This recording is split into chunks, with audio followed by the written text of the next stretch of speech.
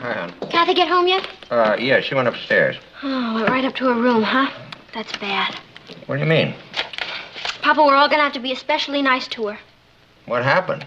Just about the worst thing you can imagine. She flunked an exam? No, I'm talking about something really terrible. She lost her autographed picture of Ringo Starr? Papa. Well, what is it, for Pete's sake? She wasn't invited to Monica Robinson's party. Oh. Well, I think she's strong enough to bear up under that. Papa, you don't understand. This isn't just a Saturday night get-together with hot dogs and soda pop. It's the whole bag. It's caviar and champagne. Caviar and champagne? Well, okay, pizza and punch. But if you don't get invited, you're practically an untouchable. Poor kid, she must really be shook up. Well, she didn't look particularly shook up. She didn't seem very upset. Papa, don't you recognize the Pagliacci bit when you see it? Laughing on the outside, crying on the inside. I'm gonna go cheer up her insides. Will you yell when Richard comes? Only if I see him first.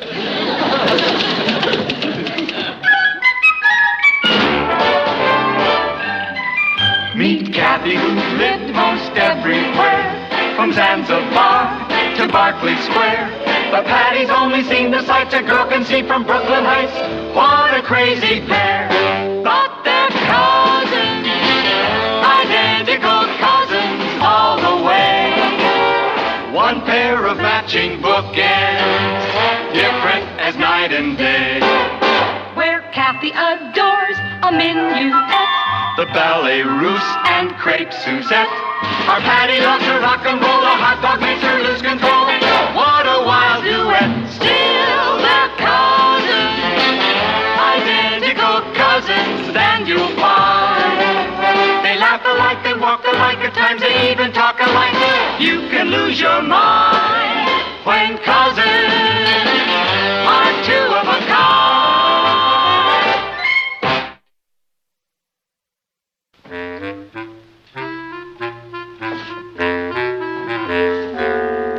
Kathy, I know how upset you are about not being invited to Monica's party. I'm not upset, Patty. I hardly know Monica. Cousin, this is your Aunt Patty. You don't have to pretend with me. I'm not pretending, and I'm not upset. Kathy, the very fact that you refuse to admit you're upset only proves how upset you are. Any psychiatrist will tell you that. Stop being silly. Okay. I just want you to know I'm not taking this lying down. Richard's over at Monica's now trying to swing it for you. Isn't that putting Richard in an awkward position? So what? He's been in an awkward position all his life. Besides, when I met Richard, he was going with Monica. So he can wrap her right around his little finger. Hey, Patty! There he is. I'll be right back.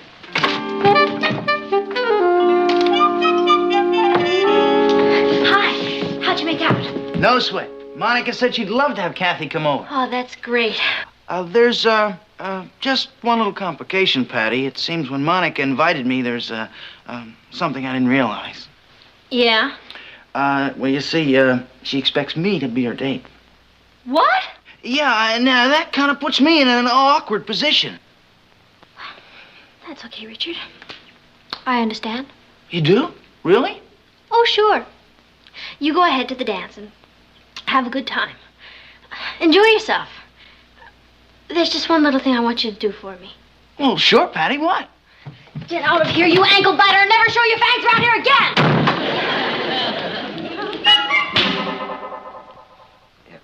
Look, I'm sorry, Richard, but she won't come to the phone.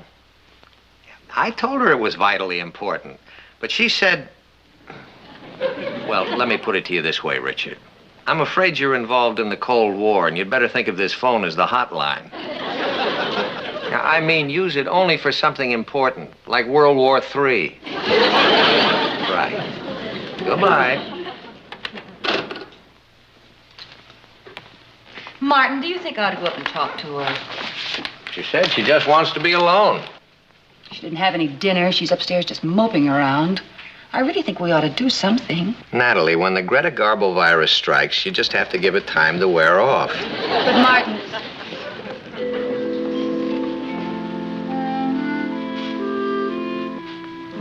How you feeling, Patty?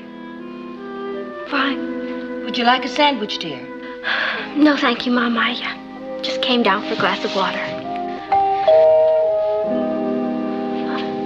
I'll get it. What's wrong with the upstairs water? Doesn't have an audience. Patty, before you slam the door... Who is it, Patty? Nobody.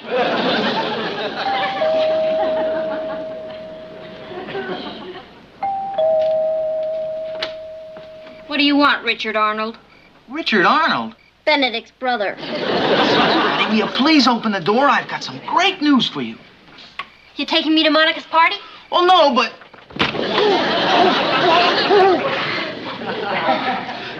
Patty, this is even better. Will you listen? I'm listening. What's the one thing you want more than anything else in the world? To go to Monica's party. No, I'm talking about a chance for you to sing with a band. A band?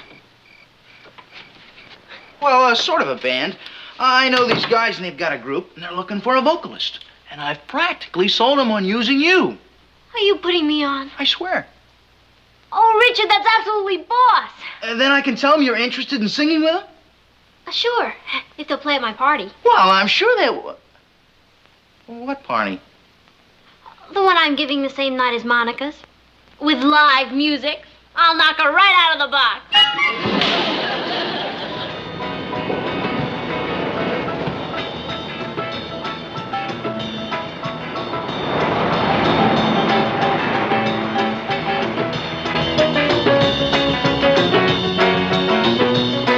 Hi, Nat. Hi, Nat. Hi, dear. Yeah. Why don't you ask the girls to turn that down? I could hear it a block away. I'm afraid that can't be turned down.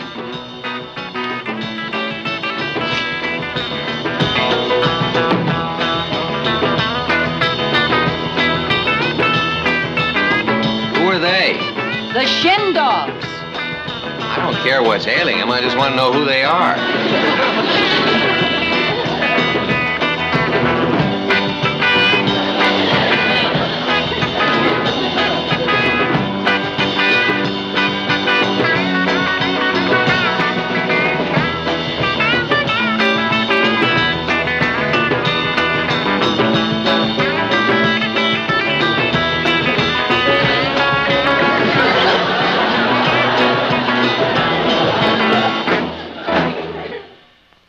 Hey, Guy, tell Patty we're ready for her now. Okay, Guy. Hey, Guy, they're ready for you! I know, Sally. I know you were invited to Monica's. But did you know that she's just having records and I'm having the Shin Dogs? I'm their vocalist, you know. Well, the point is that if Monica expects you to make that big a sacrifice, what kind of a friend is she? Okay. Yeah, well, it's up to you. Bye, Sally. You can cross that one off, too, Kathy.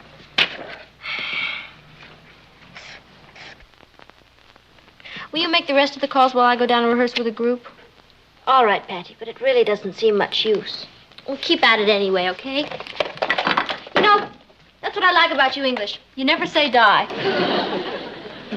It's not only that I mind her having a party, I don't like her doing it to retaliate against Monica. I think we ought to do something.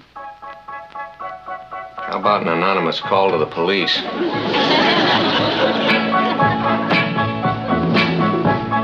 must be growing up.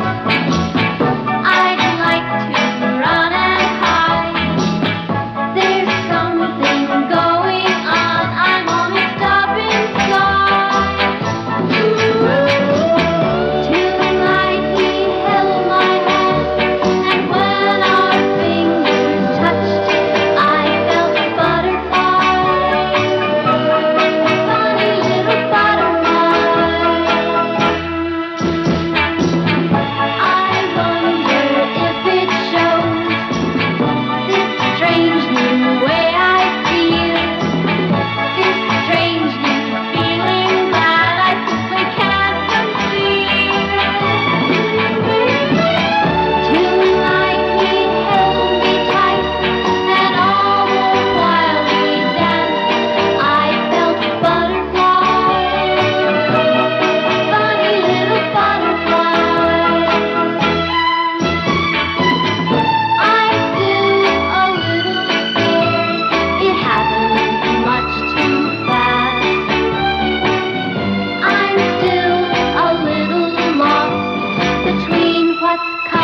understand what's past. I know it's not a dream. It's lasted much too long. Each time I close my eyes, the feeling still so strong. Tonight I found it nicer just to be a girl and feel butterflies, funny little butterflies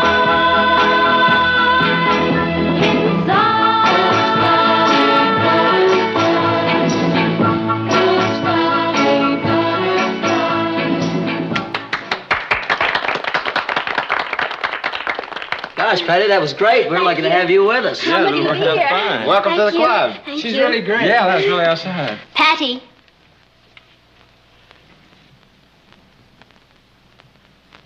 Couldn't get anybody? Wait a minute. Excuse me.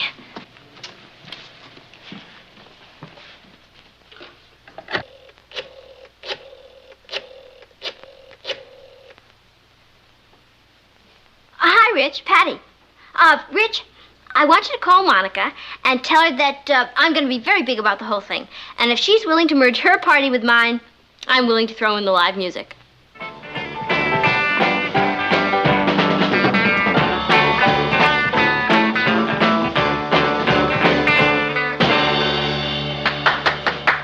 Patty, you found out which party we're going to play at? No, but Richard should be here soon with the latest developments. I sure hope you guys don't mind playing up here, but my folks thought it'd give us a little more elbow room. Oh, no sweat. This is fine. Good. Did you talk to her? What'd she say? Well, her reaction was generally very favorable. Generally? Well, as far as the group coming over, that's great with her. But she was kind of bugged about one thing. Me. Well, you gotta expect it, Patty, after the way you sabotaged her. I see. That means I'm wiped out.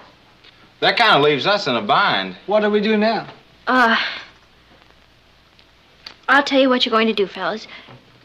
You're going to go to Monica's and play the best you know how. But, Patty. Well, don't you see, fellas? This is the break you've always been waiting for. I mean, everybody who's anybody will be at Monica's. Student council members, class officers, people who make decisions. I'll bet they even ask you to play at the prom. And then there'll be no stopping you. Nightclubs, movies, television. And when you're up there, fellas, I just want you to remember the little girl in Brooklyn Heights who didn't want to stand in your way. But what about you? Me? Forget about me. I really don't count. I'll get along. We're gonna do the only decent thing. You are? Yeah. We're gonna go to Monica's and play the very best we know how.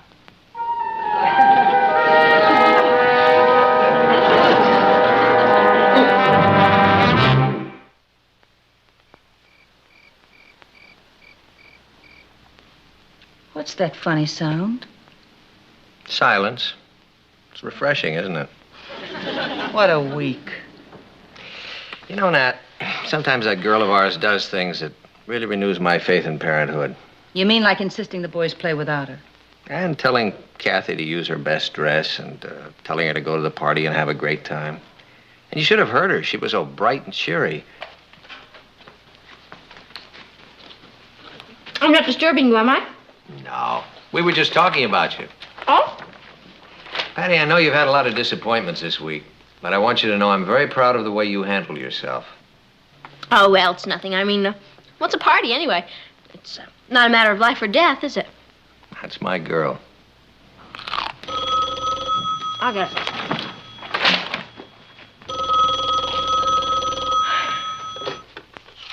Hello? Hi, Richard. Aren't you at the party? Well, I probably shouldn't tell you this because it'll upset you.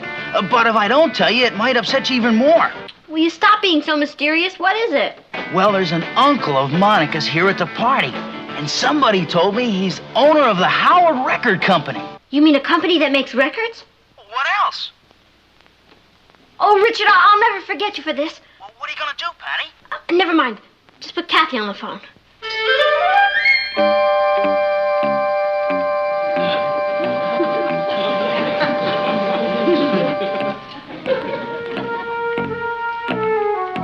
Patty, Hi. where are you going, dear? Just out for some fresh air. See you later. Wait a minute. What have you got on under there? Oh, just something I threw on. Patty, you're not really going to that party, are you? I have to, Pablo. It's a matter of life and death. Well, I hope you know what you're doing. Because I sure don't.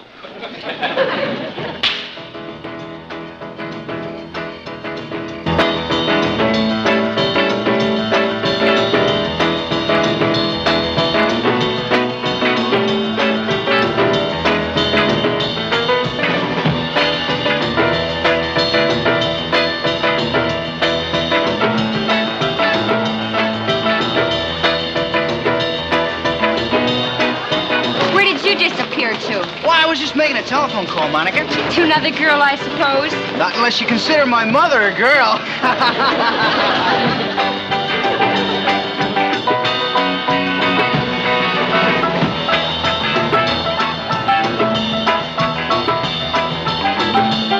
My, but it's warm. How about going out to my car? It's air conditioned. No, thank you. I don't like dancing in cars.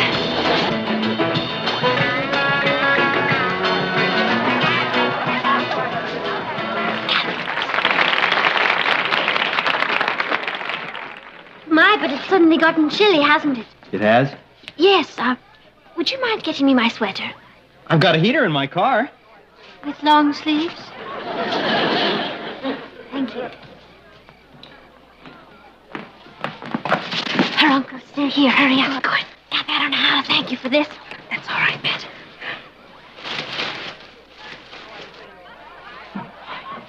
Kathy!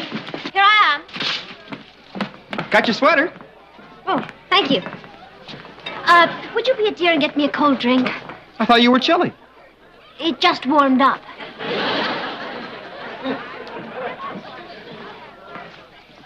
Oh, Kathy! Oh, Monica. My, that's a lovely dress. Thanks. But you said that before. I did? Well, you know the old saying, hear a compliment twice, you'll know it's nice. I never heard that. Of course you did. I just told it to you. Excuse me, there's someone I'm dying to meet. Kathy, I want you to meet my uncle. That's who I'm dying to meet. He just flipped when I told him you were English. Uncle Howard, Yes? this is the girl I was telling you about, who's from England. How do you do? It's a great pleasure indeed. Nice to meet you. What part of England are you from? Do you know London very well? Know it. I spent 3 years there. Is that where you live? No, but it's a great place to visit. Yes. What city are you from? Wigginton Criffet on Clough, but we call it Whiff. Clough? I don't seem to recall any river by that name. Oh, well, perhaps that's because it dried up many years ago during the drought. Drought in England? Of course. That's what caused the potato famine. Oh, that was in Ireland. Oh, well, it spread to England during the Middle Ages. Really? Of course. Thus the expression Middle Age spread. What? Excuse me, I promised this dance to someone.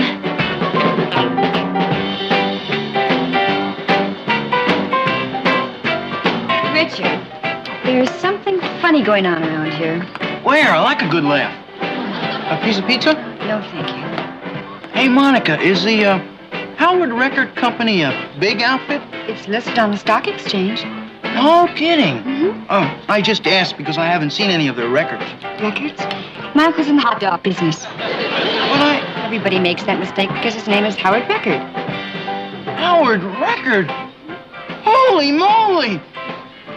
Excuse me, Monica. I have to talk to Patty. I mean, Kathy, about Patty. Ladies and gentlemen, it's with great pride that we present the debut of our new vocalist, Miss Kathy Lane.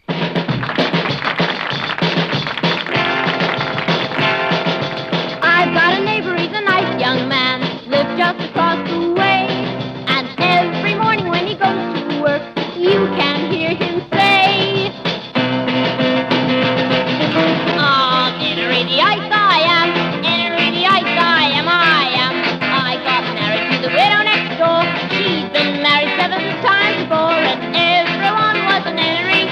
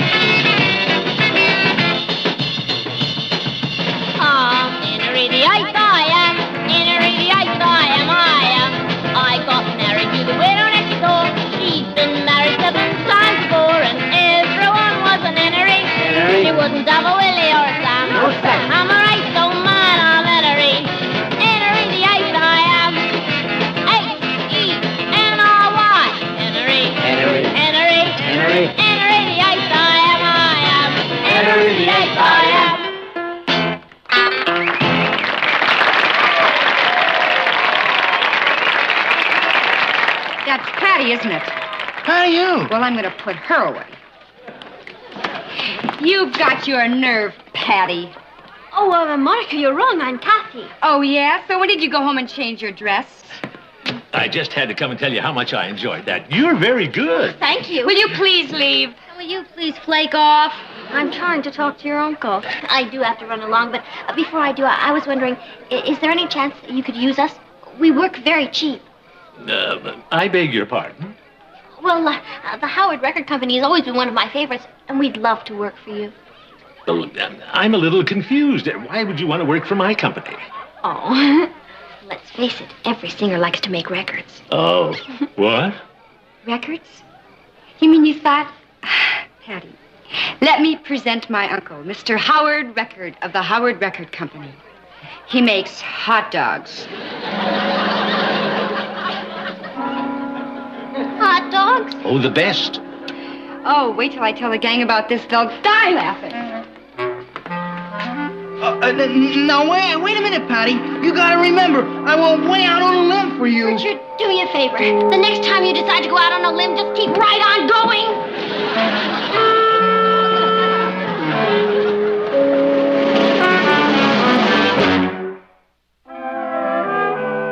Let me know what comes up. Right. Oh, good morning, Patty. Morning, Papa. Say, do you have a minute? I'd like to talk to you. Okay. In here or in the den? What's the difference? Well, I just want to know if it's going to be a long or a short lecture. It isn't going to be a lecture, hon. It's just going to be a chat. Oh. Let's sit down. If it's just a chat, can't I stand up? Sit down. It's a lecture.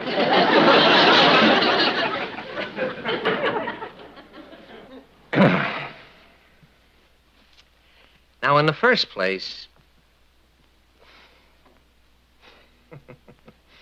All right. What I want to say is this. All of us have to learn in life that we have to conserve our energy, to save it for the things that are really important instead of wasting it on every little crisis that comes along. You mean Monica's party? Yeah, that's exactly what I'm referring to.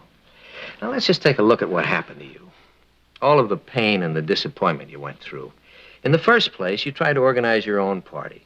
And then you spent all of that time rehearsing with the boys. And then you finally went to the party, even though you didn't have an invitation. And you embarrassed yourself in front of all your friends. Now, what did all of that expenditure of energy lead to? Not a thing. I hate to contradict you, Papa, but you're wrong. All my energy wasn't wasted. Monica's uncle flipped over me. Well, that's nice, but what of it? What of it? Look what he gave me. Howard Record Company. No, the other side. This entitles the bearer to a hot dog at half price at any Howard record shop. Okay.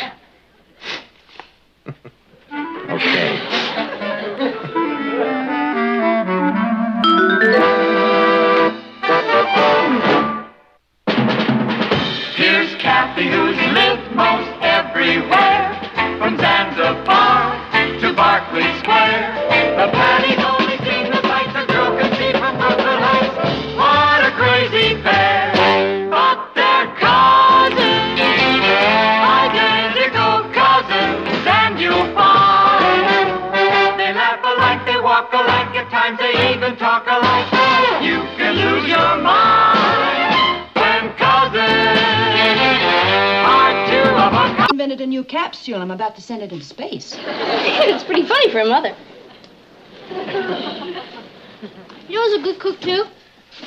Richard's mother. Well, not as good as you, of course, but who is? Thank you. She's a nice woman, Mrs. Harrison, isn't she? Oh, she's very nice. You know something? I'll bet if you and Papa had to go out of town for, say, a week, and you couldn't take me with you, I'll bet she'd invite me to stay with them. Probably Mrs. Harrison is a very kind-hearted and generous woman. Mm-hmm. The only other person I know who's more kind-hearted and generous is you. That's why when I heard Mr. and Mrs. Harrison were going out of town for a week, I invited Richard to stay with us. Now, just a minute. Mom, you can't go back on your promise. What promise? I gave Mrs. Harrison your word that you'd love to have Richard stay with us. You gave my word? Mom, when a woman as kind-hearted and generous as Mrs. Harrison would let me stay in her house for a whole week, the least we can do is reciprocate.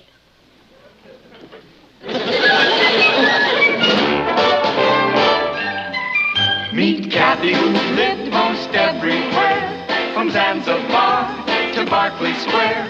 But Patty's only seen the sights a girl can see from Brooklyn Heights. What a crazy pair! But they're cousins, identical cousins all the way. One pair of matching bookends, different as night and day. Where Kathy adores a minuet. The ballet russe and crepe Suzette. Our Patty loves her rock and roll, a hot dog makes her lose control. What a wild duet! Still they're cousins, identical cousins, and you'll find they laugh alike, they walk alike, at times they even talk alike. You can lose your mind when cousins are two of a kind.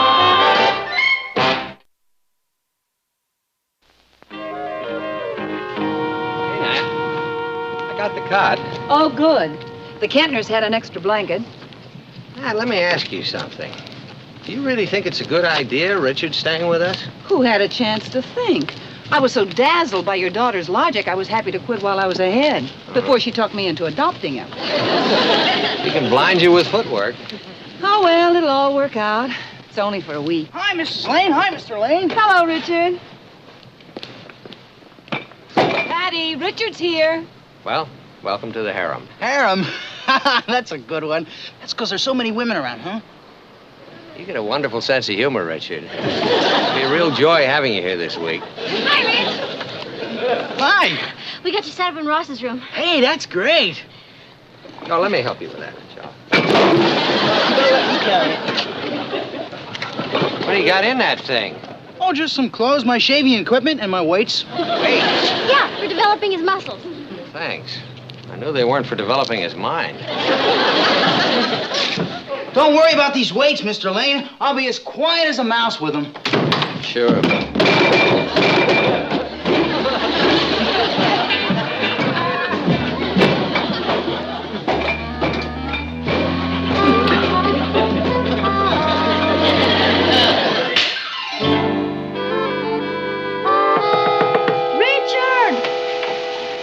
Forget it, Kath. Ross, what are you doing up so late? I've been trying to get in there for hours. Kathy, all through? All through? I haven't even started. Richard's more of a bathroom hog than you are. Oh, that's part of his physical fitness program. First he takes a cold shower to stimulate his blood, then he takes a hot shower to calm him down, then he takes a cold shower to tone up his muscles, then he takes a hot shower to make him sleepy. You're joking. No. What's wrong with a person wanting to be clean? Well, nothing. Only aren't you afraid he'll drown? Oh, hi, girls. Traffic getting a little jammed up here? Oh, no, Papa. We were just talking about Esther Williams. How's Richard getting along so far? Just fine. He was telling me how much he enjoyed Mom's dinner. Well, we certainly enjoyed watching him eat it. Last time I saw food disappear that fast was in a magic act. It may interest you to know that in some countries, if a guest leaves anything on his plate, it's considered an insult. Well, in that case, he's got a fine future ahead of him as a diplomat.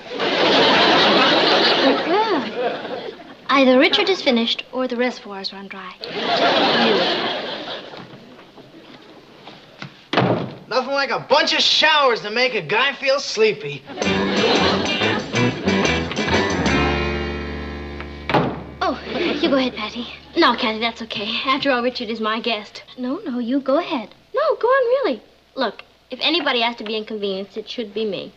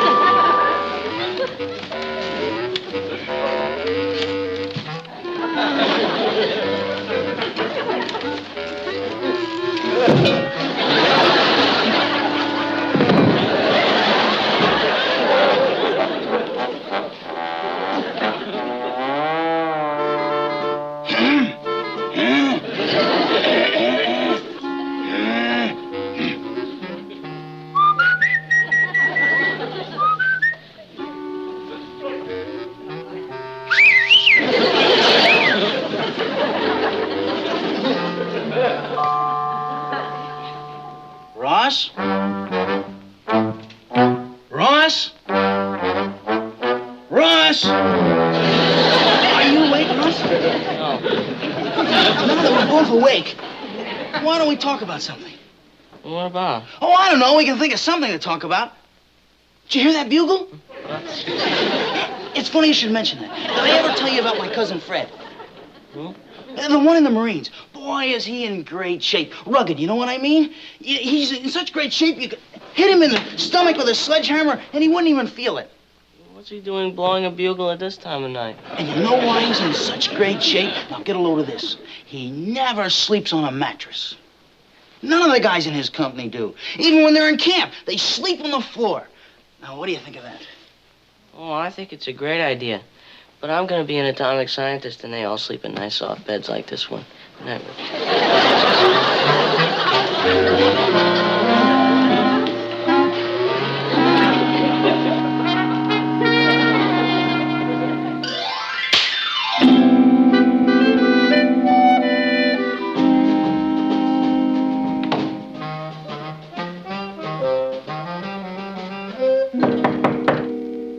Okay, you sleepyheads, you better get with it. You're gonna be late for school. What was that? Where? Either the house is on fire or Richard is awake. Wow, sure makes a good alarm clock, doesn't it? Oh, yes. Every night before we go to bed, we can wind him up, pull out his tongue, and he'll go off at the crack of dawn.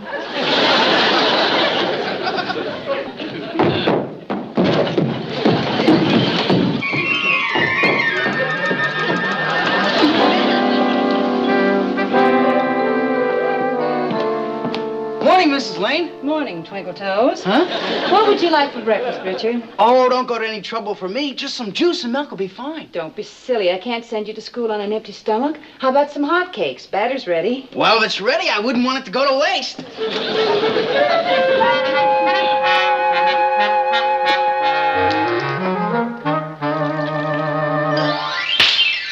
But why do we have to pick up after Richard? We don't. I do. It's part of my deal with Mom. I never thought it possible, but he's even sloppier than Ross. Oh, come on, Kathy. Boys are not supposed to be neat. And besides, it only looks sloppier because Richard's clothes are bigger.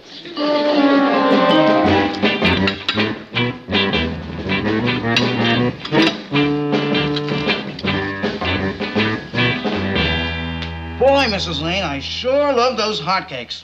But the bacon and eggs were great. Well, I'm glad we didn't have to worry about them going to waste. I better get my things together. Are you sure that'll hold you until lunch? I'll pick up a couple of candy bars on the way to school. Gonna get my books. Okay.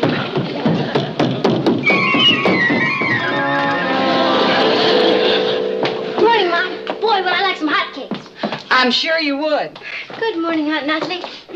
I'd like some bacon and eggs. They smell delicious. I'm afraid the smell is all you get, Kathy. Richard didn't leave much else. Oh, well, that's a great compliment, Mom. It shows how much he enjoys your cooking. Oh, believe me, I'm flattered. But until I can stock up again, why don't you two have breakfast out this morning? It'll make a nice change. All right, thank you. Don't bother giving me any money, Nat. I'll eat breakfast here. Guess again, Mr. Hubbard, the cupboard is bare.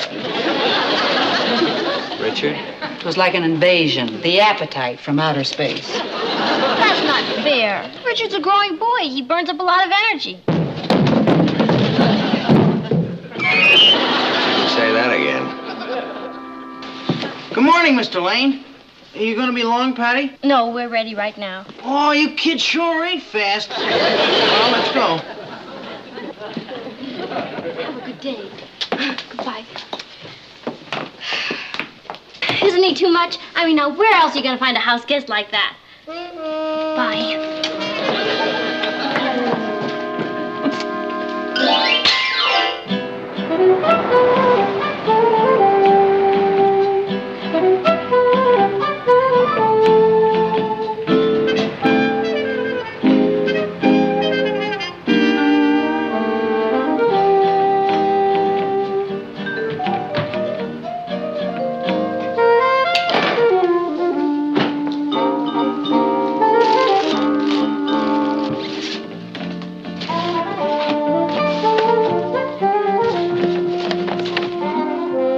Careful, sir. My husband may be home any moment. So what's all this stuff? Oh, I had a gay mad fling at the supermarket, stocking up on some of Richard's favorite foods. His favorite foods? Anything edible. You know, Natalie, I think you're right. About what? We have been invaded. Richard is a Martian. Do you think that's the answer? It's war on a fiendish scale. They're going to eat us into submission. Terrible way for the world to end.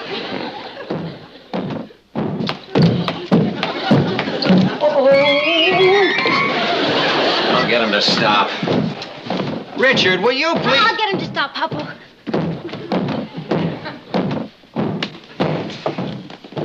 Natalie, why don't you put that where it'll be safe? Oh, no, it's become a game, and I am determined not to lose.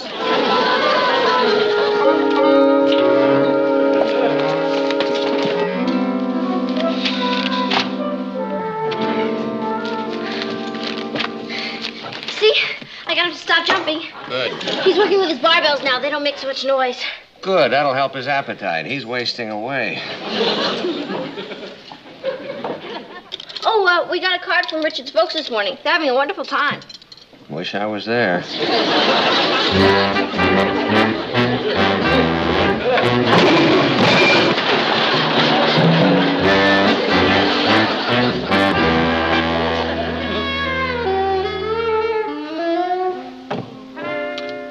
Well, let's just say I lost the game.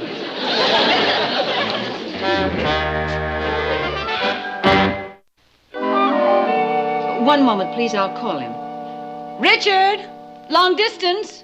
Thanks a lot, Mrs. Lane. Hold it, Nat. Huh? There's nothing to save. I keep forgetting. Hello? Oh, hi, Mom. Oh, wow. We're having a ball. No, I won't forget. When are you coming home? Well, I want to warn you. You may not be able to get me back. The Lanes might not let me go. They're crazy about me. Yeah, sure. Okay. Bye for now. That was my mom. Oh, I didn't know we were going out. we're not. I am. You mean you've got a date with somebody else? Well, why the big flap, Richard? You know I date other fellas. Yeah, sure, and I date other girls, but not while I'm at your house. Richard, I made this date a long time ago before you ever got here. Well, what difference does that make? I'm your guest. Well, if you're going to be that flaky about it, I suppose I can break it. Okay. Okay, what? Okay, break it. You are the most inconsiderate, selfish person I have ever met. Well, what am I supposed to do here by myself? Do whatever you please. Look, don't think of yourself as a guest. Think of yourself as one of the family. Good night.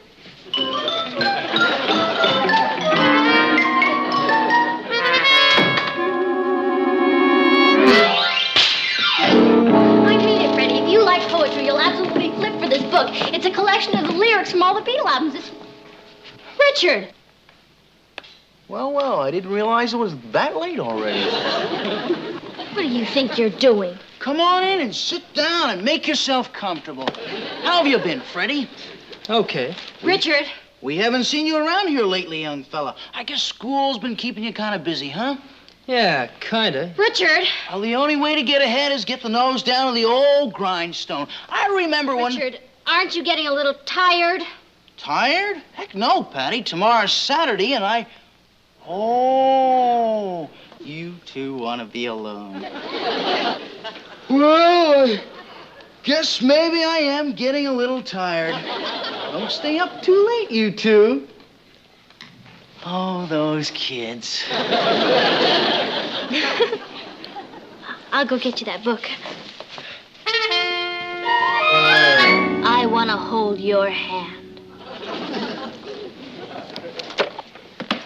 You know, Freddie, it's so refreshing to meet someone who digs intellectual. Well, you know, most of the girls I meet, they're interested in stuff like, well, fluff. Yeah. I guess I must be the old-fashioned type. I like sitting home in front of the fireplace and listening to great music or watching a good horror movie on TV. Boy, you got soul. The first time I saw you, I said to myself, boy. Go right ahead, kids. Don't let me interrupt.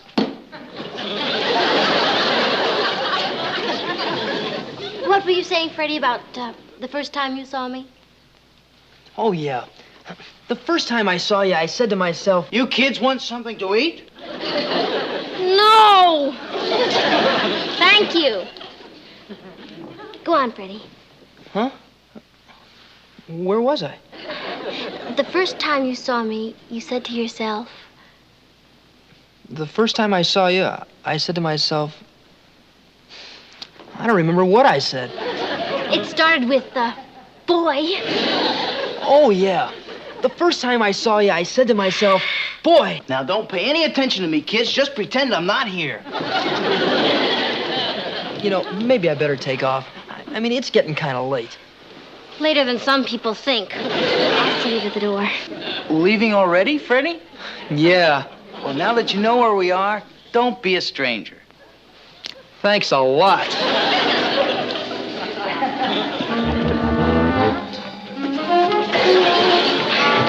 I had a wonderful time, Freddie. Thank you.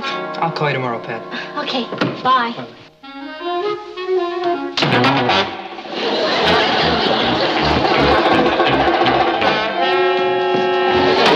Oh, wait a minute, Patty. Calm down. You said I was a guest, right? I meant family. Patty, you're not listening. I was just bringing it to you. Good night.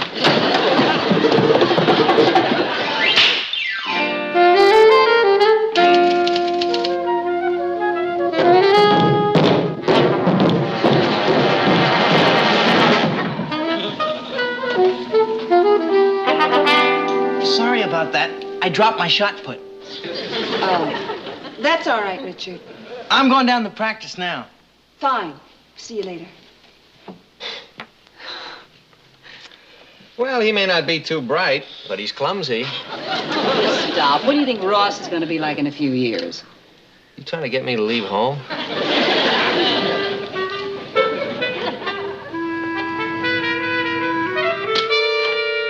Let's see. How long's Richard been here? 6 months? Or does it just seem that long? Hey, wait a minute. He got here last Saturday. That means he leaves tomorrow. Hallelujah.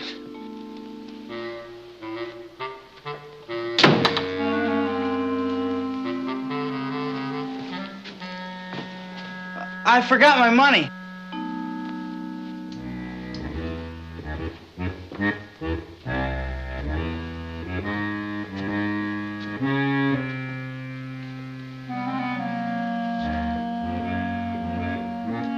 I hate to say it, Kathy, but it's a plain, simple fact. Having Richard here is a first-class drag. Last week, you were defending him all over the place.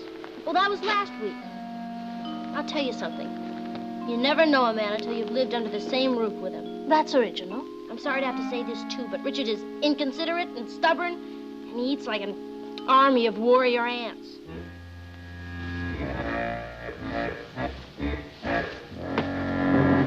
Richard, lunch is ready. Hey, you better stand back, Nat. You know what happens when Richard hears lunch. You're liable to get trampled in a salad. Where is Richard? I haven't seen him since breakfast. Oh, he's probably upstairs. I'll go get him. Hey, if Richard's upstairs when lunch is down here, he must be sick. Well, if he hasn't eaten since breakfast, he may have starved to death. I don't think either one of you is being very funny. Hey! He's not up there. What do you mean he's not there? He's gone, and so are all his things. Well, what does that mean? Do you suppose someone could have hurt his feelings? Oh, boy. When am I ever going to learn to keep my big fat mouth shut?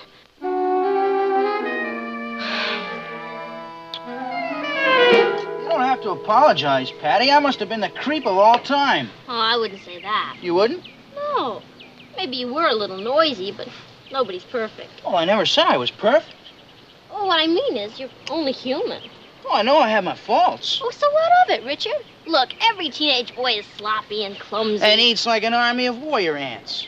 And is also an eavesdropper. Yeah, well, you're not so perfect yourself. Who said I was? And neither's your family. Hey, now, just a minute. Let's not get personal. What's wrong with my family? All right, take your father. Boy, him and his corny jokes.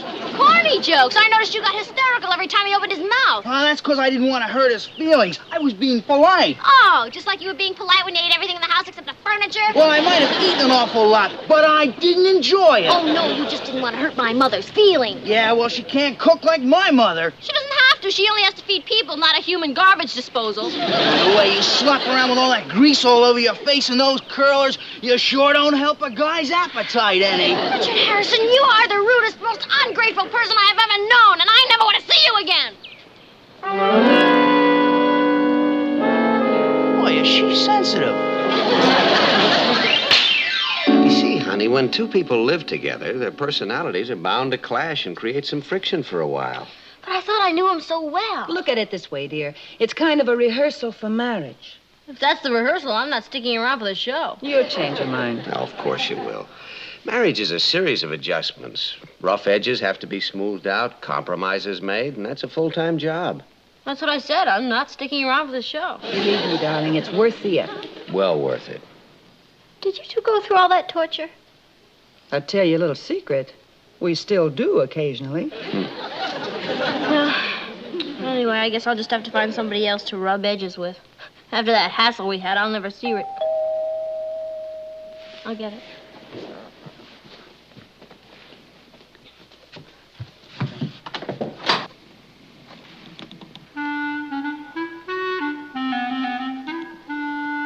Richard.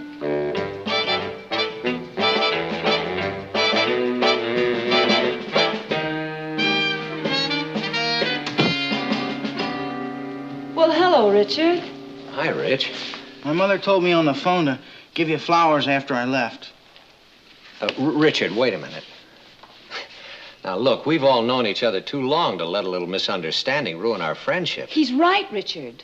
I'm awfully sorry about what happened, Richard. Would you forgive us? Please, Rich. You mean you're not mad at me? Of course not. Why would anybody be mad? We were glad to have you. Of course, Rich. It was a great experience. Oh, gee, thanks. You're not just saying that to make me feel better. Of course not. What are friends for? Anytime your folks are out of town, you're welcome to stay here. Oh, boy, that's great. I just got a wire from Mom. As long as everything's going so well here, Mom and Dad are going to stay another week. Well. That's great, Rich.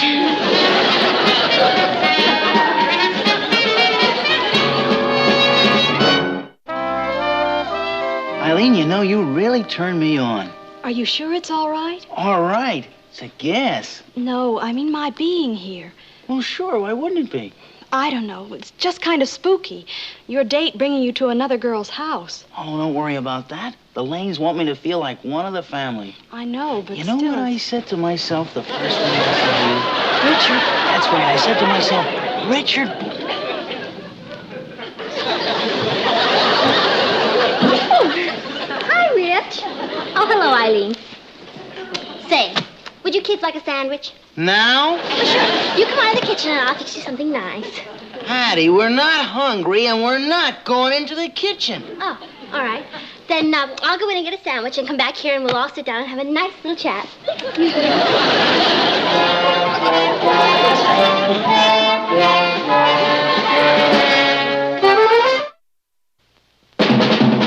Here's Kathy, who's lived most everywhere, from Zanzibar to Berkeley Square. The Patty's only seen the sights a girl can see from Brooklyn Heights. What a crazy pair! But they're cousins, identical cousins, and you'll find they laugh alike, they walk alike, at times they even talk alike. You can lose your mind when cousins are two of a kind. I think it's swell. What do you really think? Patty, will you cut it out? I've just decided. It's going straight into my closet. I'm not even going to inflict it on my poor family. Okay, Rembrandt, I'll see you tomorrow. Rich, Yeah? what do you really, really think? It's terrific, will ya?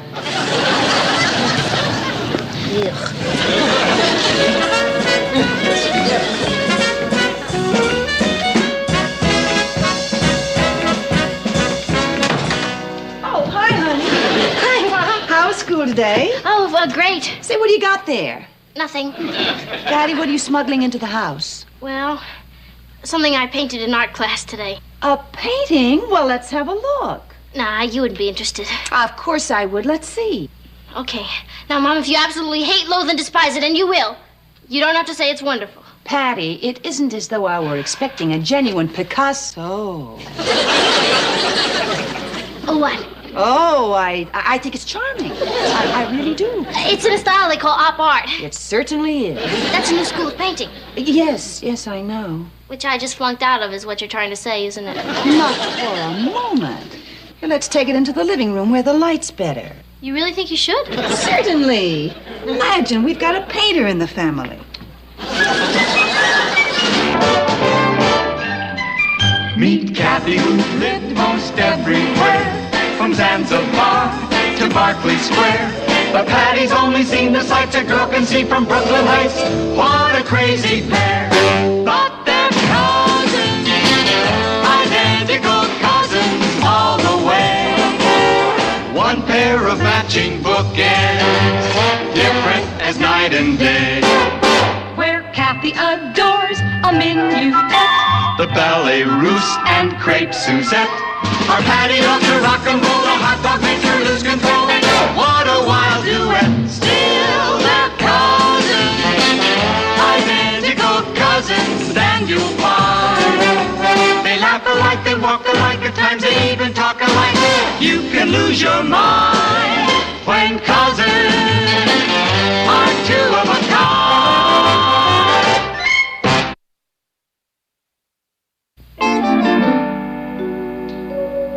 It's, very interesting.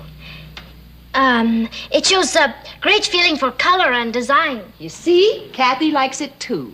Oh, I'll bet. Who wouldn't? I defy anyone to look at this painting and not be impressed. Hi, Mom. What's for dinner? Oh, brother, where'd you find that? Ross, your sister painted this. I believe it.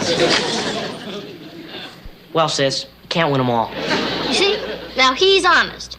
Loathsome, but honest. No offense, sis. I just don't happen to dig this modern jazz. Obviously. You've got it upside down. How can you tell? Ross, go set the table. Gladly. I'll help you, Ross. Anything to get away from it, huh, Kathy? Patty, will you please stop putting yourself down? Popo.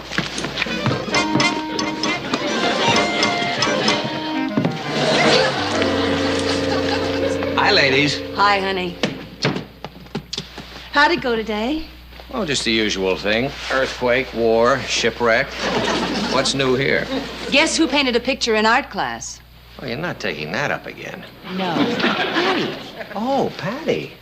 Show it to your father, dear. Well, it's really not very good. Well, I'll be the judge of that. Let's have a look. Okay. Hey, how about that? Our little Patty might turn out to be another Vincent van Gogh. Oh. You see? He said, oh, just the way you did. Isn't it interesting, Martin? Oh, it's fascinating. It's, it's really very, what is it? It's called op art. Op is short for optical. You notice the way the design kind of follows you around the room? Mm-hmm. Yeah, there's just no way of getting away from it. It's very striking. Is that good? Oh, absolutely. I don't know anything about art, Patty, but I do know what I like. This isn't it. I said, and this is it. This is a first-rate job. You're not just saying that? Who, me? George Washington Lane, man known up and down Newspaper Row as Honest Abe. Oh, boy, Papa, I'm glad you like it. You too, Mom. I know I'm no great shakes as a painter, but when I do something, I like it to turn out well. And this painting did, Patty. It's just fine. Yeah? Oh, excellent. It's splendid. Brilliant. Fabulous. Magnificent. It is? Patty, it's not bad. Honey, honestly, in its humble way, this is a real work of art. Oh, boy. For that, I'll serve dinner and do all the dishes, too.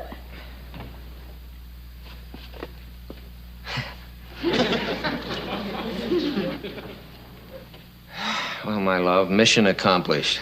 You don't think perhaps we laid it on too thick? Impossible. Who was it who said, for the person receiving it, there's no such thing as excessive praise? George Washington Lane. Hail and farewell to you, fella. Hail and farewell. Oh, of course. Now that Patty's had her moment of triumph, she'll put that in the closet and forget about it. I'm sorry. speechless. I thought it was the least I could do after you made such a fuss over it. Do you like the frame? I helped pick it out.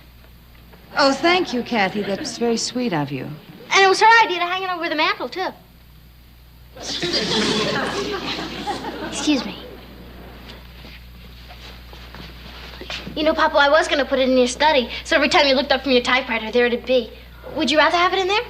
Oh, no. I don't want to be selfish about it. Well, good. I mean, this way the whole family can share it. Hey, what's for breakfast? Skip it. I'm not hungry. You're getting a little static from your son, the critic, who wouldn't know a work of art if somebody busted it over his head.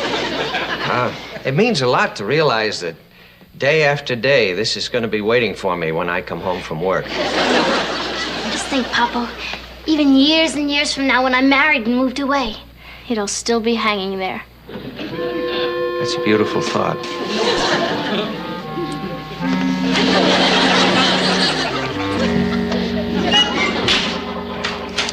Patty, there's Cynthia.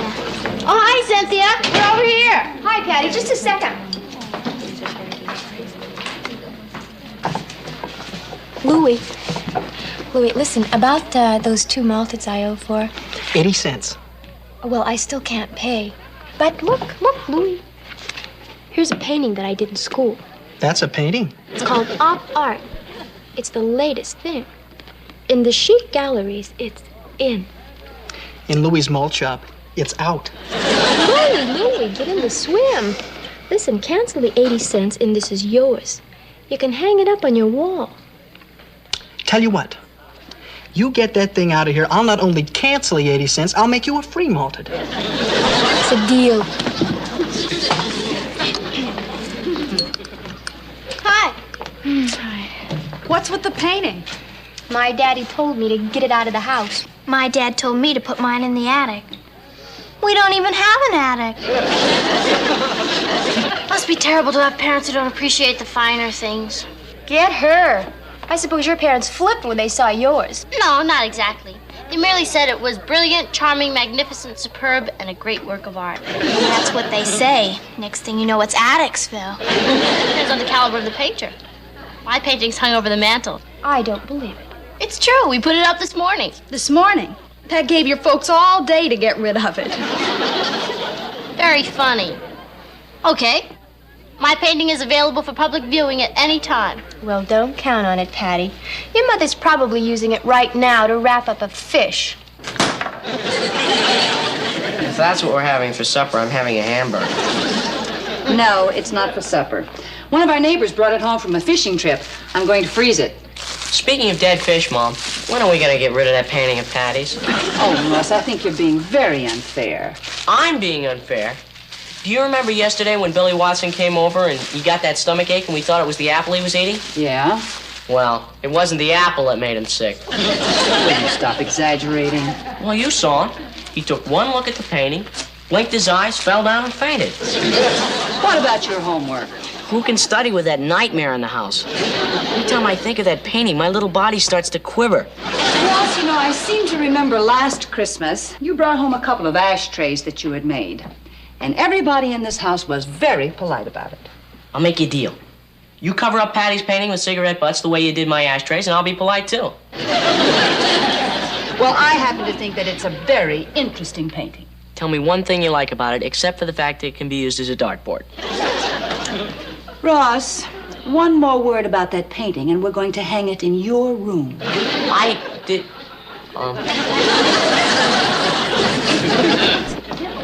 I really think the paper should get behind this. Well, I'll take the article home and I'll give you my notes on it tomorrow. Good.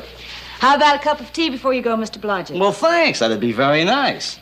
Well, as long as I'm waiting, I think I'll have a quick look at this. Fine.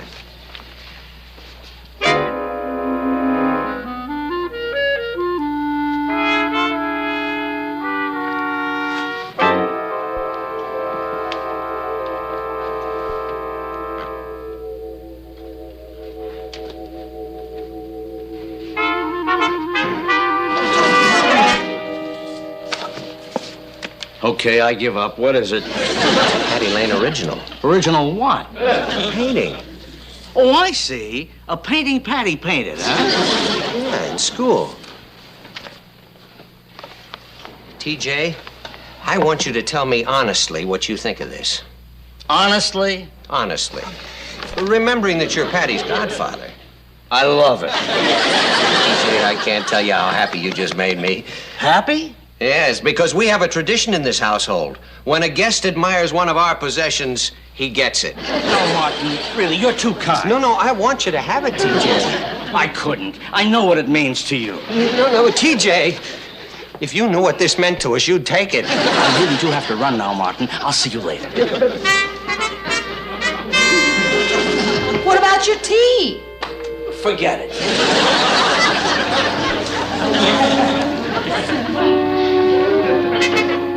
Were you trying to foist that off on TJ? He wouldn't foist. Darling, I'm afraid we're stuck with it. There's a story in this morning's paper about a gang of art thieves. I wonder if they're available for odd jobs. Hey, do you suppose Blodgett has changed his mind? Dreamer.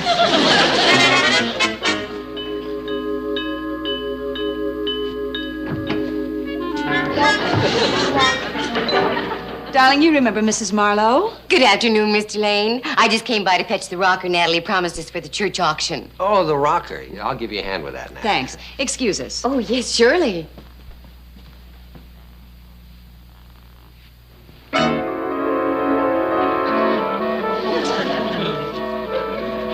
Interesting.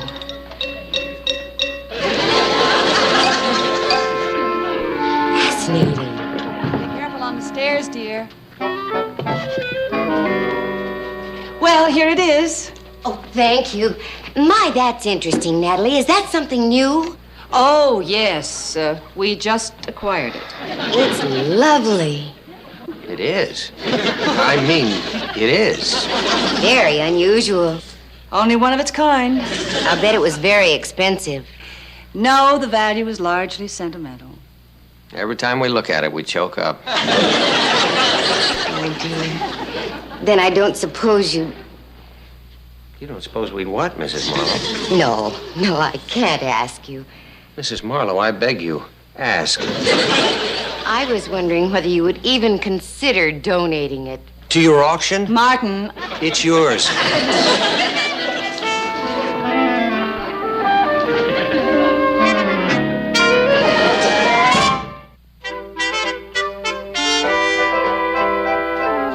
You really mean you're willing to part with this treasure? For a cause like this, why not? What grand spirit. Martin, would you help me find a tag for the rocker? Excuse us, please. Oh, take your time. I'll just stand here and drink this in. I wonder what else she's been drinking. Martin, don't you think Patty might be upset if she came home and found her painting gone? Well, not when she hears that Mrs. Marlowe fell in love with it and insisted on having it for the auction. I know it's a compliment, Martin, but I think... No buts. Somebody up there likes us.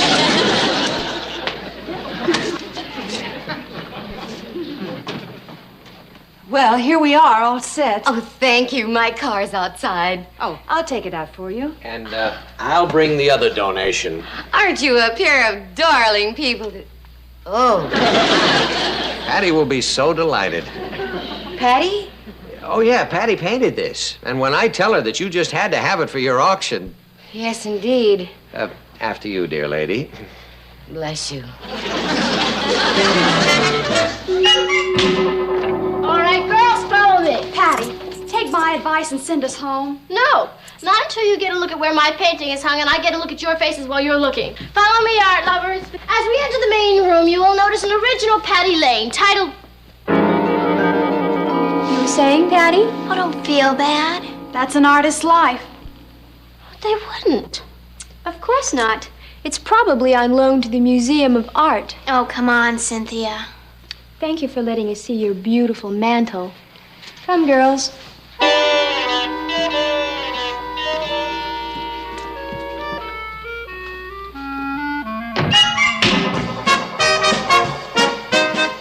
Patty, dinner's ready.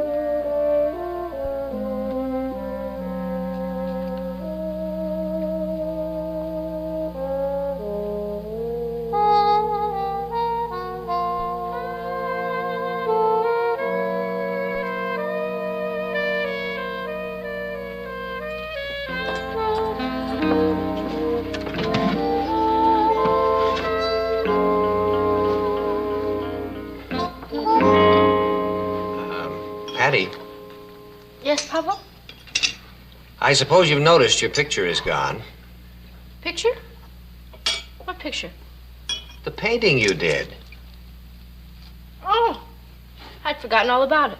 Darling, wait until you're here. Mrs. Marlowe stopped by to pick up something for the church auction, and she fell in love with it. She did? She did? I mean, she did? Of course she did. Well, she was practically down on her hands and knees begging us to let her have it for the auction. My painting? Your painting. It's going to be auctioned at the bazaar. And sold to the highest bidder. Highest bidder? I'm dead. Why, Patty? There aren't gonna be any bids.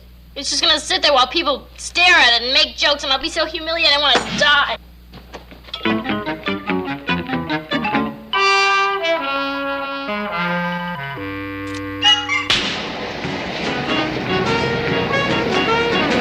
Well, sure, I can understand any girl wanting to join the French Foreign Legion. But why especially today? Because tomorrow's the church bazaar when I become the laughingstock of Brooklyn Heights. Patty, will you stop worrying about that picture of yours? Richard, if I go to that auction and nobody bids for it, I'll just die of embarrassment. Well, there's a simple solution, you know. What's that? Don't go to the auction. That's what I love about you. You're so reassuring. Oh, will you stop kicking up such a fuss? I can guarantee somebody will buy that picture. But I've never been to an auction before. Well, what's the difference? They just put things up for sale and you bid on them. Yeah, but how? Oh, lots of buyers have different signs. Some touch their nose, some wink, and some wiggle their ears. What should I do? Don't take any chances. Raise your hand and yell. How high should I go? Well, as of right now, if you go any higher than $4.95, we're both gonna land in jail. Martin, you're not serious. You want me to pass up a golf game just to buy Patty's painting? I can't do it myself, TJ. It's got to be somebody outside the family. And tomorrow was the day that I was going to break 120. Hey, it's for Patty's morale. You always said she's just like your own daughter. I wouldn't do it for my own daughter. But Patty is your own godchild. Okay, I'll do it. TJ, you're the greatest. Thank you. But you know, I just hate auctions. I get so carried away when the bidding gets hot. Well, it won't. Don't worry. Not when you're the only one bidding. Please, Louis, it's for Patty. You wouldn't want her feelings to be hurt. No, I like Patty. I promise I'll pay you whatever it costs to buy the painting. Okay, I'll do it. But what do I want with the picture? I've already got a picture. Okay, I'll friend fit at the auction. Well, what do you care about Patty? Well, after all, she's my sister. Well, that's what I said. What do you care about Patty? Well, she's a dragon and all, but when the chips are down, I can't let the poor kid get hurt. I once saw an auction in the movie. Ross, you realize that once the bidding starts, it can run into real heavy money? You haven't seen Patty's painting. Going, gone. Sold to Mrs. Hamill for $18.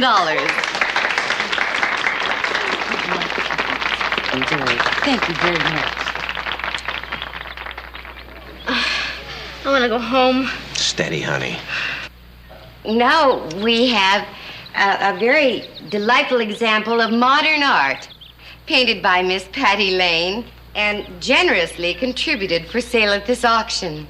Before the bidding starts, may I point out that this original, stimulating work of art is beautifully mounted in a beautiful frame that would be a desirable addition to any beautiful household. Why is she making such a fuss about the frame? Well, she's got to sell something. Furthermore, may I suggest that since we are bidding on a work donated by the artist herself, may I urge you to bid with open hearts? 25 cents. I hear 25 cents. 25 cents. 50 cents. I hear 50 cents. $1. $1. See, Patty, you thought nobody would bid on it. $1? I paid more for the brush. $1 is bid. $1. Do I hear more? $1.50. $2. $2 is bid. $2. $2.50. $3. $3. $3. $5. I heard $5. Uncle TJ, what's he doing here? Why, he saw the painting at the house. He adored it. He couldn't wait to bid on it. $5. Do I hear more? $10. What are you doing with my money? Sorry, I got carried away. $10. 15. 17. $17. 19. $20. You nuts, Willie? I'll split the cost with you. $20 is bid. Do I hear more? 21. What's the matter with you, Willie? I can't help it. I'm very competitive. $21 is bid. $25. 30. Oh, it's all right, Louis. Let him have it. Not me. I know a bargain when I see one. $30. That's incredible. I know, it's a steal. $50. $50. Forget it. $50 is bid. 60. 65. 70. 80. $80. $80. $85. Louis, please, you'll be sorry later. 85. $85. I'm sorry now. 85 once. 85 twice. $100. $100. Going, gone. Congratulations, sir. It's yours. You betcha. TJ, I know you must really love my painting and never pay $100 for it. $100? I paid $100? $100 on an artist.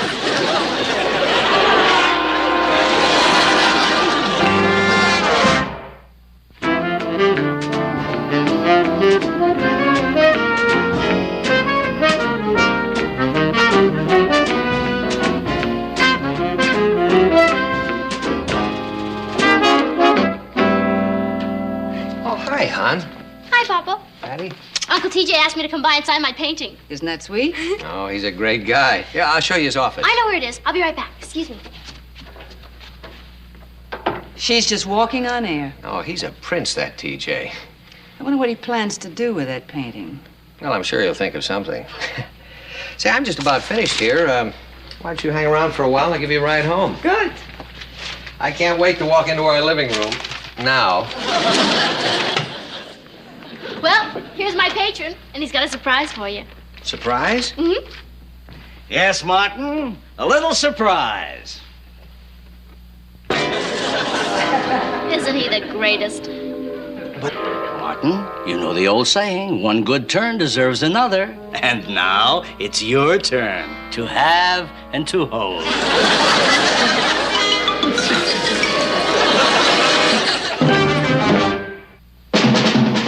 What a crazy pair, but they're cousins, identical cousins, and you'll find they laugh alike, they walk alike, at times they even talk alike. You can lose your mind when cousins are two of a kind. And then you can all try out, okay? Ready? And... V-I-C-T-C-O-T-O-T-O-T-O-R-Y. V-I-C-T-O-R-Y. V-I-C-T-O-R-Y. Victory! Victory! Victory! Yeah! You see? It's easy. Who wants to try it first? How about you? What's your name? Marcia Mason. What? Marcia Mason. You'll have to speak up, Marcia. I've never heard of a shy cheerleader. Come on, don't you want to be on the squad? My psychologist thought it might be good for me. He's absolutely right. There's nothing like cheerleading for building up character. And you also get to meet some of the cute football players. Come on. Let's go right over there. I'll count it out for you. Start with the hands on your hips. There you go. Ready? And... V-I. Marcia, that's more like a cry for help than a cheerlead. Let's try it again.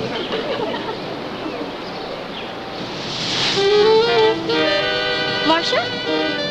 Marcia, I was only kidding about that. Marcia!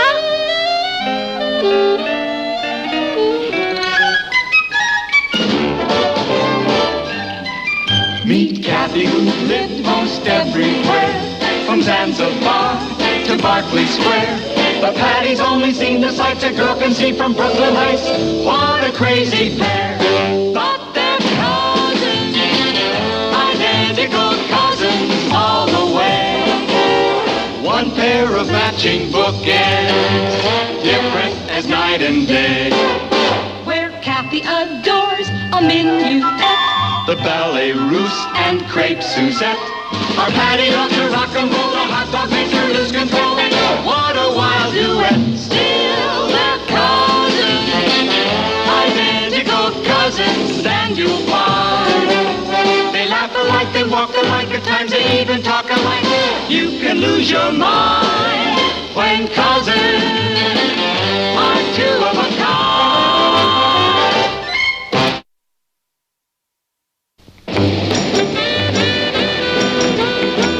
What will it be, girls? I'll have a chocolate soda. Patty? Marcia, you order first, and think big, I'm treating. Oh, no, Patty. I insist. Come on, what's your pleasure? Oh, a small lemon fizz. That's not thinking big. How about a banana delight? That's so expensive. One banana delight, and I'll have a double fudge sundae with sugar-free sprinkles. I'm on a diet. As I was saying, Marcia, you can get on the squad. All you need is confidence. Which I don't have. Oh, you had enough to come to the tryouts. My psychologist made me. And besides, I figured any dope could be a cheerleader. Thanks a lot. Patty, I'm sorry. I didn't mean... Forget it. Marcia, you know what you should do? You should pick out one thing that you know you're good at and stick to it. There's no such thing, Patty. Why are you so convinced you're a loser? Why not? I always lose. Double fudge sundae and a chocolate soda. What about Marcia's order? Oh, I'm sorry. We're out of bananas. See what I mean? So order something else. No. I have to go anyway. Thanks a lot for the pep talk, Patty. Marcia. See you around.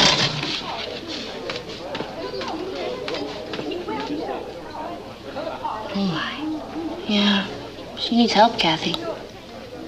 Someone ought to convince her that she's not really a hopeless case. It might be difficult. Yeah, I know. It should be someone who's understanding and compassionate and warm, yet strong and powerful enough to get through to her. And you know something, Kathy? I'm gonna do it. You sure I can't help you, Kathy? Oh, no, thank you, Marcia. You sit. It's my turn to clear. I'd probably break them anyway. We're so happy you came to dinner, Marcia. And we're always happy to meet Patty's friends. Oh, I'm not really a friend. Just a stray cat she picked up. Oh, come off it, Marcia. Of course you're my friend. And I'm sure you have lots of other friends. No. Do you have any brothers or sisters? No. I'm an only child. I guess after my parents had me, they decided to quit while they were behind. Well, you must have had some playmates while you were growing up. No. Oh, just my pet rabbit, Walter, till he went. Oh, Walter died? No. We had to get rid of him. He was always growling at me. Marcia, why don't we go upstairs? Thank you very much for a lovely dinner. You're very welcome. That was great, Mom. She's sweet. And a lot of fun.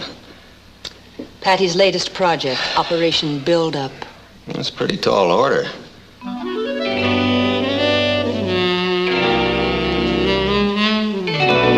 Stand up straight. Marcia, you know something about that dress? It's you. Why?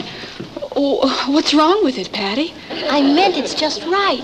Doesn't it make you feel pretty? Pretty? Look, Patty, I appreciate all the time you spend and everything you're trying Marcia, that's why we're put here on Earth, to help our fellow humans. And I say that dress is you. But, Patty, it couldn't... There are no buts about it, Marcia. All you need is some confidence. Say to yourself, I'm irresistible. All right. Okay. I'm irresistible? Patty! Be right back. Up here, Rich! Marcia, Marcia, do me a favor. Take off your glasses. What for? Oh, there's nothing wrong with glasses. It's just that when you're wearing them, it makes it harder for you to feel you're irresistible. But, Patty, if I take them off, I can't see who I'm being irresistible to. Oh, good thinking. Leave them on. Hi, Patty. Oh, excuse me. Richard, I'd like you to meet Marcia Mason. Marcia, this is Richard Harrison. Hi. Hello. Do you want to go bowling? Oh, I'm sorry, Rich. I'm helping Marcia pick out a new wardrobe. Try on the red one. All right. Well? Well, what? Marcia's going to try on her red dress. So? Go. Oh. I'll be right back. I want it to be a surprise. Who's that? Marcia's a very sweet, shy, insecure girl. I'm trying to help her. Lots of luck. Hey, wait a minute, Rich. You can help, too. When you see her in that dress, tell her you think she looks great. What do I know about dresses? That doesn't matter. Just rave a little. It'll boost her ego. Patty? Marcia, you look great. Just great. And believe me, not everybody can look great in a dress like that. It's a bathrobe. Because a bathrobe is even harder to look great in than a dress. What was it you wanted, Marcia? The red dress was too small. Oh, I'll try on the green one.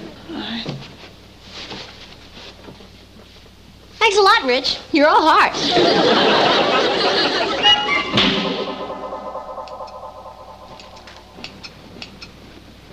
There now. It's almost finished. Martin? It's just me, Mrs. Lane. Oh, hi, Richard. Patty's at the drugstore. Richard, you've met Marcia, haven't you? Last week. Hi. Hello. I'll walk over to the drugstore. Hey, wait a minute, Richard. As long as you're here, we might as well get a man's point of view. What do you think? About what? About Marcia's new hairdo. Oh, it's, different. Richard, you're very observant. What do you think? I like it. You see? Do you really? I just said so. It looks, sexy. Sexy.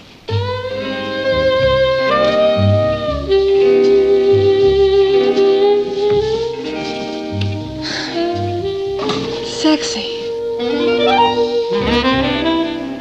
Well? She's a winner. Me? That's what the man said. You mean I look nice? Honest, Marcia, you look just like the kind of girl I'd be glad to take out if I was a guy. Yes, Richard, we know what you mean. You see, Marcia, now you can start to live a little. You mean go out with boys? Yeah, that's the name of the game. Patty, even if one did ask me, I wouldn't know how to behave. You see, I've never been out with one before. Oh, come on, Marcia. You must have spent some time with the opposite sex. No, only your pet rabbit Walter, and they didn't hit it off too well. I wouldn't know what to say to a boy. Oh, that's easy. You just talk about things boys like to talk about. Like, what do we talk mostly about, Patty? You? No, believe me, Marcia, it's easy. No, Patty, I think I'd just freeze up. No, you wouldn't. Now, look, I'll prove it to you. Richard, you go outside and come in again. What? Oh, what for? I want you to pretend you're Marcia's date. Oh, a dry run. Oh, good idea. Okay. Patty, I really can't Marcia, it's easy. Just relax, okay? No, Marcia! Cool it. Cool what? Don't open the door so fast. You'll make the boy feel too secure. Just be casual.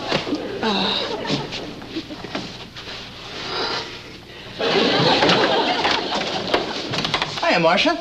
How do you do? No, Marcia, that's what a butler says. Relax. Shall we go inside? Oh, thanks. Richard, the girl goes first. Oh, sorry. You know, you need some polishing yourself.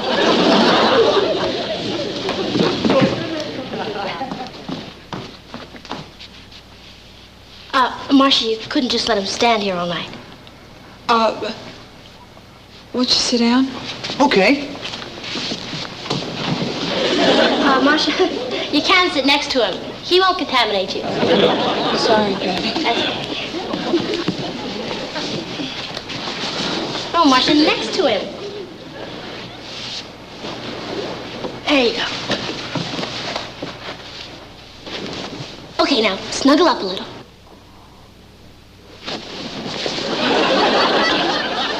Now, blink your eyes at him. blink, Marcia. Don't bat. I don't know how. Okay, Marcia. You go sit over there and watch me, okay? Okay.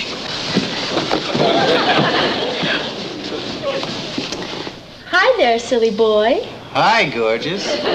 See, already he's warming up. Now watch his hand. Gotta sneak around. I have a groovy new album. Would you like to hear it? Sure. Okay. Did you get the lamp fit? Got it. Remember it.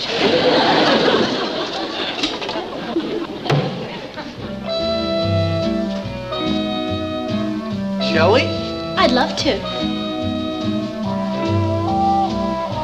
But, Patty, I thought you said everybody was doing the Watusi now.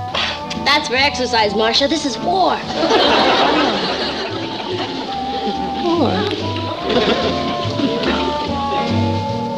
Richard, where'd you learn that new step? Old Fred Astaire picture. I feel like Ginger Rogers. You are, baby. Patty? Patty, want me to try that? Patty? Fred and Ginger used to do a glide out onto the terrace. I'm with you, baby.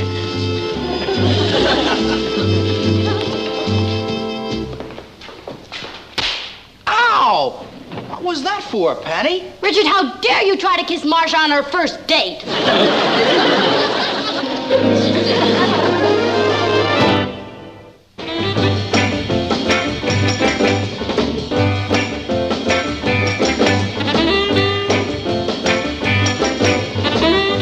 You're doing great, Marcia. Richard makes it look so easy. Now try this. Richard, what makes you such a groovy dancer? Rhythm. Either you've got it or you haven't. Now let's see you do it. I'll try.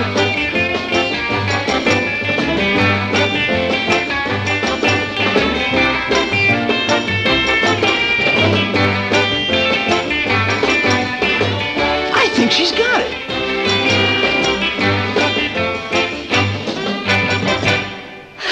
Gee, Patty, I feel like a different person. You are, Marcia. Patty, it's 10 o'clock. Oh, 10 o'clock. Oh, Patty, I think I better call my mother. Oh, use the phone in Mr. Lane's study. Thank you. Right through there. Thank you. Honey, you're doing a real good job with her. You too, Rich. Thanks, Papa. Thanks. I think she's just about ready for her first date. Yeah. Who can we get? You. Me? Well, she doesn't know any other boys yet, and she feels comfortable with you. Oh, I don't feel that way about Marcia. I'm not asking you to feel that way about Marcia. I just want you to take her to a movie in the Shake Shop. It'll build her up to be seen with a big man on campus like you. Well, that's true. Oh, I've got to run now. Thanks a million, everybody. You're welcome, Marcia. Richard will walk you home. Ask her on the way. Oh, okay. Bye. Come on, Marcia. Oh, thanks, Richard. Oh, and thank you so much for teaching me how to do the Watusi. Well, that's what we were put here on Earth for.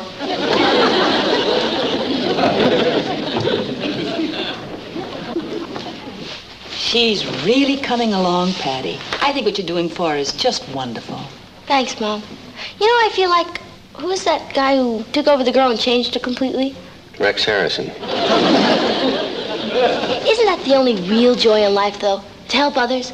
I mean, to know that thanks to you, some fellow creature will go down life's highway and find the road a little easier. Oh, that's very true, Patty.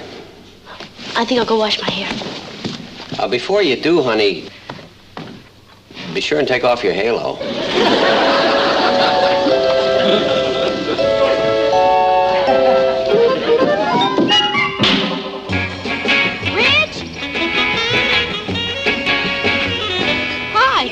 How'd the date with Marcia go? Well, you know Marcia. Oh, was it really terrible? Well, what do you expect? I feel so guilty about practically forcing you to ask her to go. Heck, that's okay. Richard, you're the greatest. Let's go bowling tonight.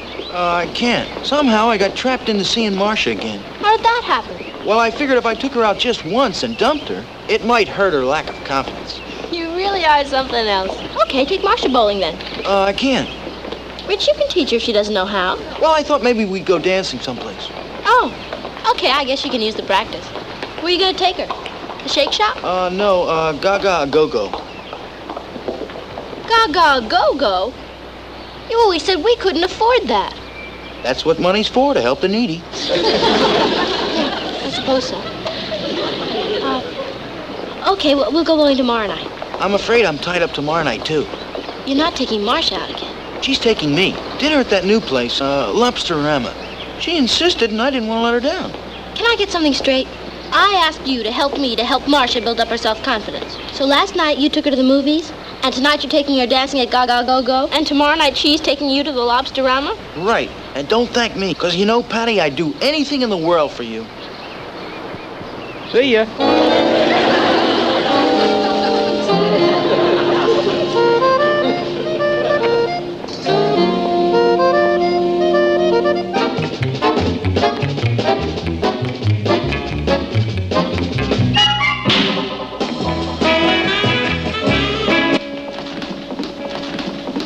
Hi, Patty.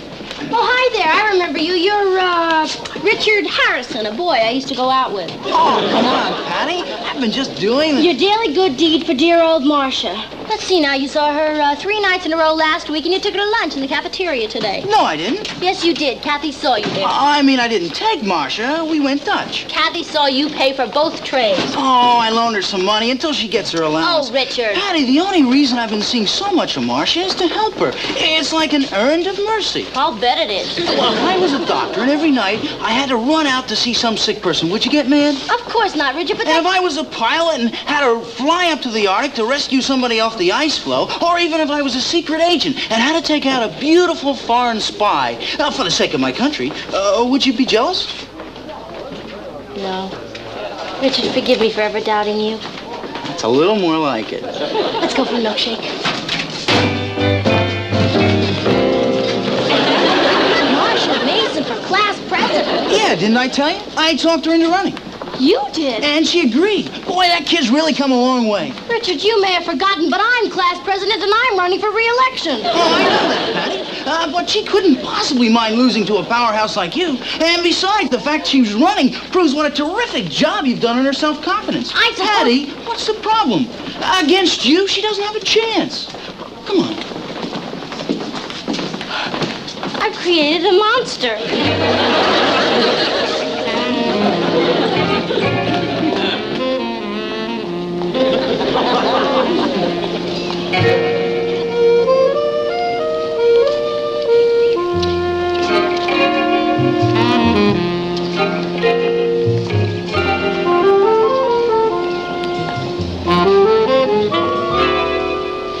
All right, kid, I want you to try this one.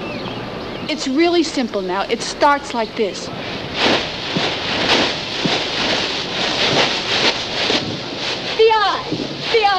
B-I-C-T, P-O-P-O-P-O-R-Y, B-I-C-T-O-R-Y,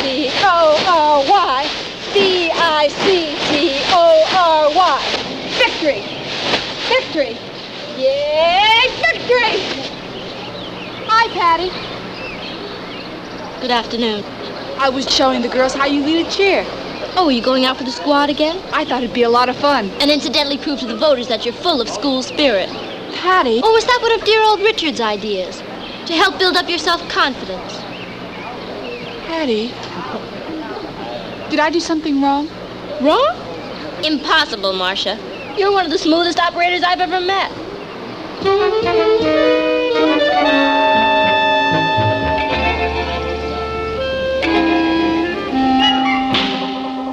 You should have seen her, Papa. She swept through the school like a new disease. It's all my fault. Well, Patty, you should be very pleased that Marcia's come out of her shell. Come out of her shell. She crawled out of the woodwork. Well, you're just annoyed because she's running against you. But it does prove that she's secure. The Third Fleet should feel so secure. Patty, you did a very kind and generous thing, helping her to find herself. Yeah. Now I wish she'd get lost again. Yeah, but you can't expect that, honey. I mean, Marcia's a person. She isn't some puppet you invented. You can't decide she should grow just so tall and no taller. I know that, Papa, but... Honey, let me ask you something. Would it be such a disaster if Marcia wins this election? If she wins? Yeah, because it's possible. And if she does, in a way, it would be a tribute to you. Because it would show that she had impressed the voters with her confidence and her poise and her drive. And those are all qualities that you instilled in her. That's right. So if Marcia wins, you win. Yeah. Oh, boy. What now? If I beat Marcia in that election, it means I failed. And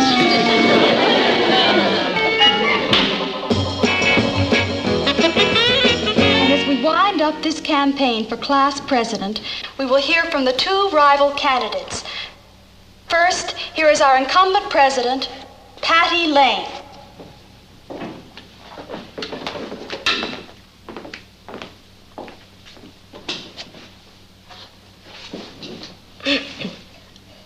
Fellow students, I am in this race because it is a privilege and an honor to lead our class. However, we all know the saying in politics, it's time for a change. And during this campaign, I've seen you respond to a new face. You have sensed that my opponent is a girl with many fine qualities. She's a girl instilled with confidence and poise and drive. And therefore, although I've enjoyed holding this office, I say to you, let's pay tribute to these fine qualities, and in so doing, elect Marcia Mason as the new class president. Thank you.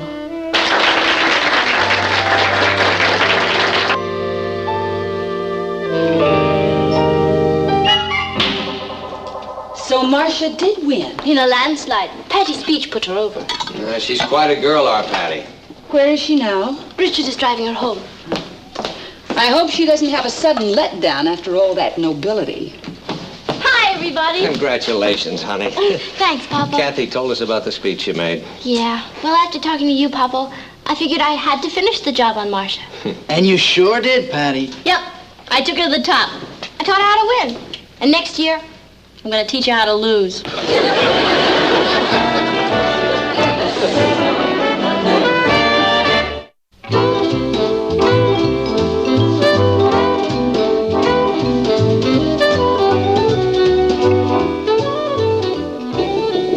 Martin? It's me, Mrs. Lane. Hi, Patty. What's going on? Oh, Patty wanted her hair a new way. You like it, Rich? It looks nice. You think it makes me look, sexy? Oh, I don't know.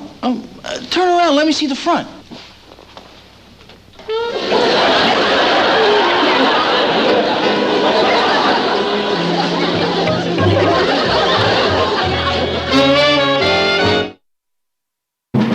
Here's Kathy, who's lived most everywhere, from Zanzibar to Berkeley Square. The Patty's only seen the sights a girl can see from Brooklyn Heights. What a crazy pair! But they're cousins, identical cousins, and you'll find they laugh alike, they walk alike, at times they even talk alike. You can lose your mind when cousins. Just coming here on a visit. Of course that's what he told you, because he doesn't want you going over the whole neighborhood blabbing that a famous international spy is going to be staying with us. He doesn't want anyone to know? Of course not. Wait right here. Ross, don't you realize that every move a man like that makes is top security? Well, then somebody let the cat out of the bag.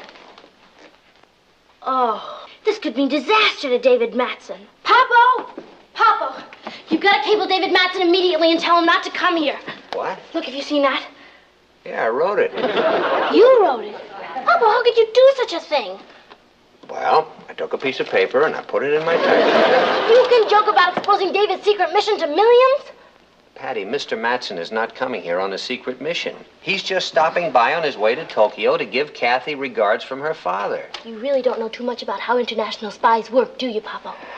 Patty, I wish you'd stop all this foreign intrigue talk. Why? Because right this minute, there are dozens of enemy agents listening in under the rug. Yeah, maybe this apple's bugged. Okay. You two can joke all you want. All I know is that spies have enemies, and if they find out that David's here. He just drove up. He's here. David's here! Young lady, I want you to remember something. David is here for rest and relaxation, and it's our job to make him feel at home, okay? Of course, Papa. You can count on me. I'll do everything in my power to make him feel at home. Thank you. Kathy! David's here! David. Welcome to New York. How are you? How very nice to see you. Come in. Thank you. Hello, Martin. Hello, David. Oh, it's wonderful to see both of you again. And so kind of you to put me up. Oh, that's our pleasure. And this is Ross. Hello, Ross. And this is Kathy. Kathy. Hello, Mr. How are Madsen. you? Just fine, thank you. Did you see my father before you left London? Indeed, I did. And he asked me to bring something for you. He did? Uh-huh. Here it is. I had a terrible time getting that through customs. Say, where's your daughter? Oh, she'll be down in a moment. She's changing her dress. I have to warn you about Patty, David. She's convinced that you've come here on a secret spy mission, so... Martin, since James Bond, our lives have never been the same. As a matter of fact... Hello there. How do you do, Mr. Madsen? Welcome to America. And we intend to do everything possible to make you feel at home.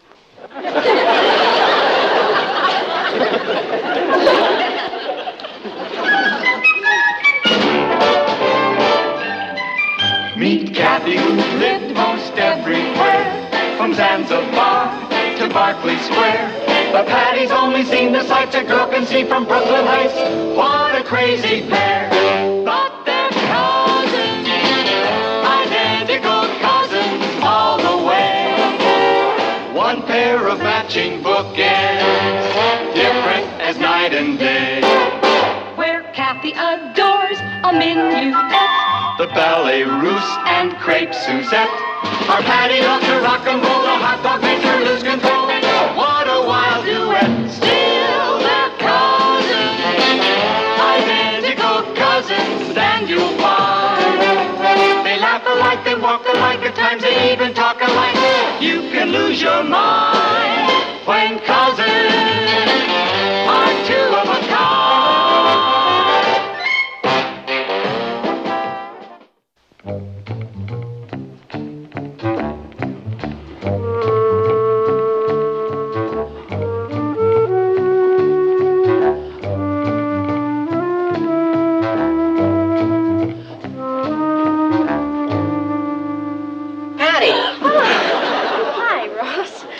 Are you going to go snooping around in David's room? Oh, no, but I'll bet nobody thought to give him fresh towels. You lose. Mom puts them in over an hour ago. Oh, over an hour ago? Well, then they can't be fresh anymore.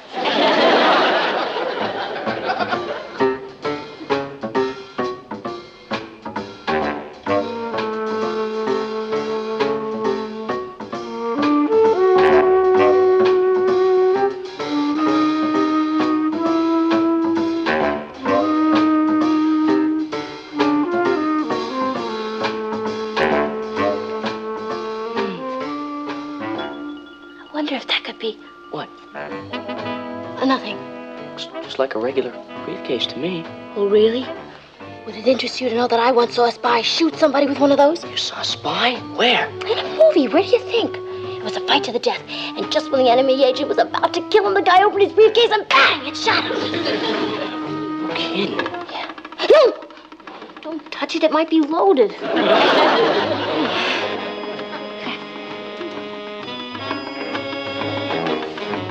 See those shoes? Guns in them, too? Don't be ridiculous. Knives, maybe, but no guns. Knives? Yeah, poison ones. Suppose the spy is cornered, right? He stamps his feet, and poison knives shoot out of the toes. One well-placed kick, and... I'll tell you one thing. I'd never dance with a spy. See that? You mean it's not a can of shaving cream? Ross, if you'd stop going to so many monster movies and go to a spy movie once in a while, you might learn something. You know how this works? Sure. You squirt some on your hand, then you rub it on your face, you take a razor and shave yourself. Look, you're a spy. You're locked in a room by enemy agents. They've got the combination to the safe where the Earth-destroying formula is kept. You've got to get out of that room before they destroy mankind. You take the can, you tie it to a doorknob, you light a match under it, and in exactly 5 seconds, you know what happens? The doorknob gets a clean shave. I should take off tomorrow afternoon and really show you the town. Thank you, Martin, but the only place I plan to visit tomorrow is the office of a Dr. Harold Phelps. Doctor, aren't you feeling well?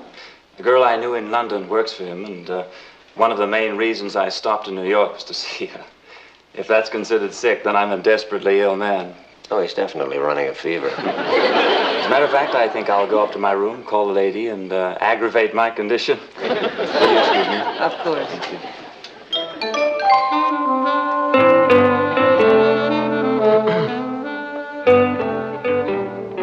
Oh, Miss Irene Wilson, please.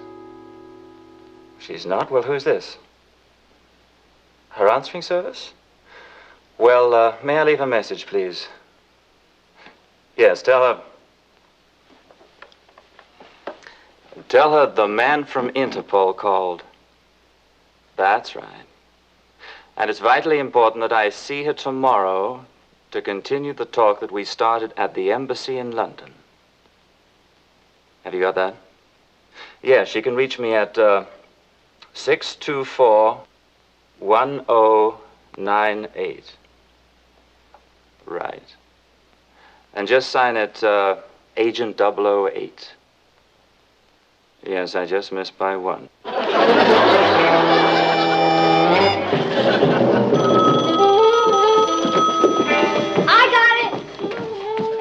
Hello? Hello, is David Metzen there, please? Oh, no, I'm sorry. He just went out. Is there any message? Yes. Will you tell him the lady in white called? The lady in white? Yes. And he's to come to Dr. Phelps' office in the Simmons Medical Building at noon tomorrow. Dr. Phelps, Simmons Medical Building, tomorrow noon. Is there any other name besides the lady in white? No, just the lady in white. Thank you. You're welcome.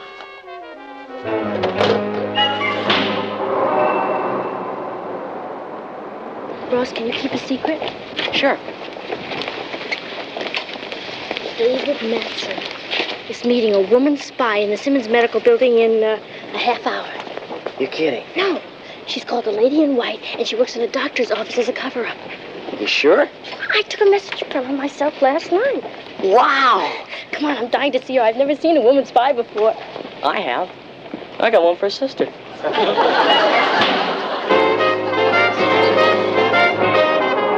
Oh, I'm just positive he means to propose. But if I know David, he'll have to be coaxed. Yes. Oh, I don't know. Hmm? That's right. Well, I'm sure you will have no trouble. That's her. She doesn't look like a spy to me. Well, of course she doesn't look like a spy. If she looked like one, her value to the service would be useless. Well, of course, everything is just going to be fine. I'll just tell you this. I have no intention of letting Mr. Metzen slip through my fingers this time. If he suspected I was out to trap him, there's no telling what he'd do. Well, I realize the risk I'm running, but he's only going to be in New York for 1 day, so I have to work fast. She's a double spy. She's working for both sides. No kidding. We've got to warn David. Let's go. Yes. Well, all right. I'll speak to you later then. Irene. David.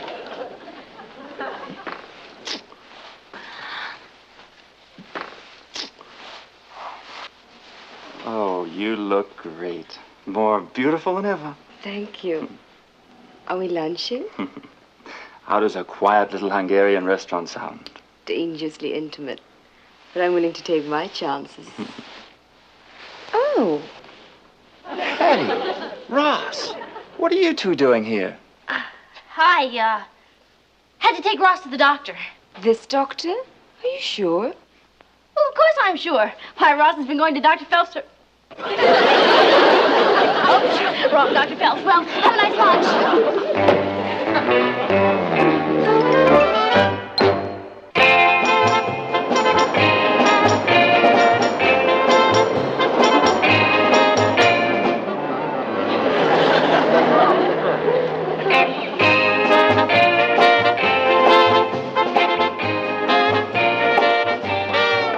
Look at that. She's squeezing his arm. So what?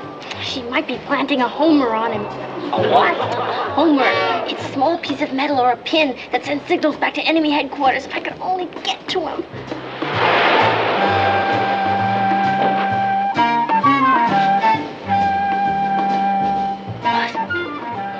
got an idea.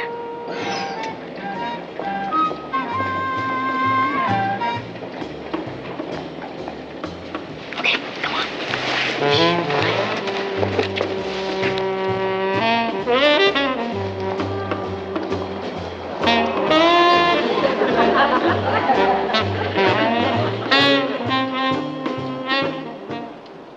What's the matter? It's probably my imagination, but I've got a funny feeling I'm being watched. It's not your imagination at all. You are being watched. By who? Me. Silly.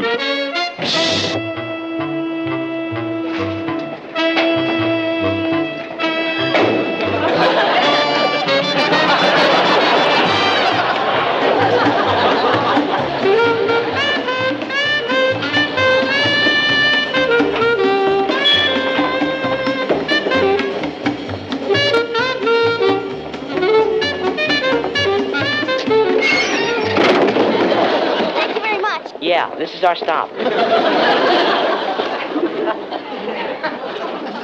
You and your big ideas. Ross, I don't pretend to be experienced at this, but at least we learned something. Yeah, never hide in the back of a truck. Lots of spies go through worse things than that. What's this? Ross, do me a favor and button up. You're one of the gabbiest spies I've ever met. Let's go. There's the restaurant. Let's go.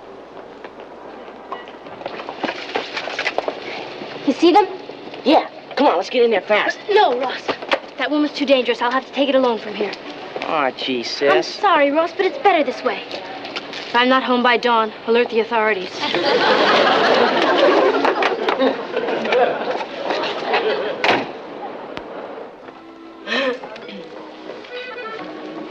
Good afternoon, madame. Good afternoon. May I help you? Yes, I'd like a table for one, please. Oh, I'm so sorry, but we cannot seat singles. You must have an escort.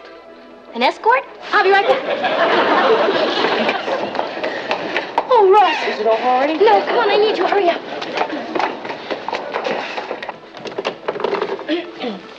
This is my escort.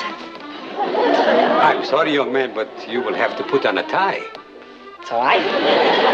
Sir, we don't have a time and we don't have time to get one. This is emergency. Every minute counts. So please, please. All right.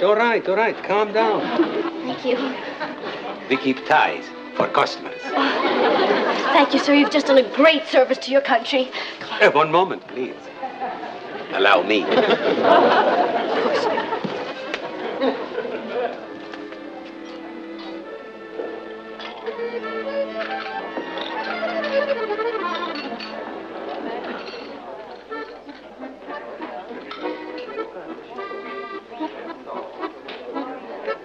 Do you wish to order now, please? Yeah, sure. I can't read this thing. It's all in French. It's Hungarian. Would you like me to translate? No, never mind. Just bring us 2 peanut butter and jelly sandwiches. Young lady, this is a Hungarian restaurant. We serve Hungarian food, Hungarian style. Oh, okay. Then just bring us 2 Hungarian peanut butter and jelly sandwiches. So far away. I wish we were at a different table. I wish we were at a different restaurant. This time's choking me. Would you like to look at the menu, sir? Oh, we won't need the menu for dessert. 2 chocolate mousse, please. Very good, sir. Oh, that's what we always had in London. You remember it. How could I forget? I gained 10 pounds. Ishwan.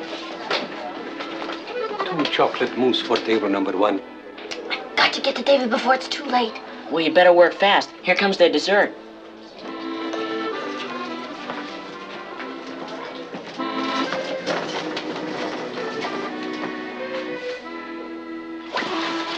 Wait here.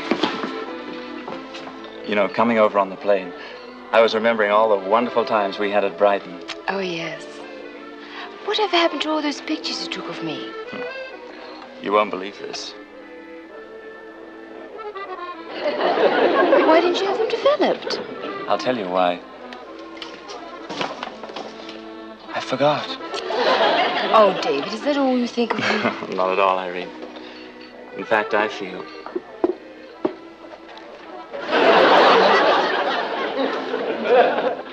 I feel that someone's trying to tell me something, and I think I know who.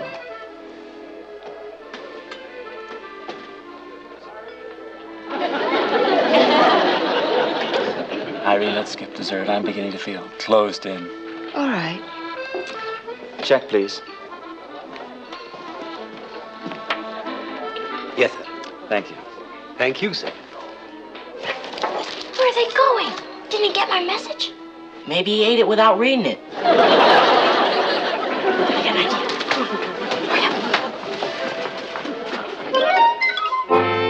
I'll get your coat. Okay, I'll be right back. Miss? Hello?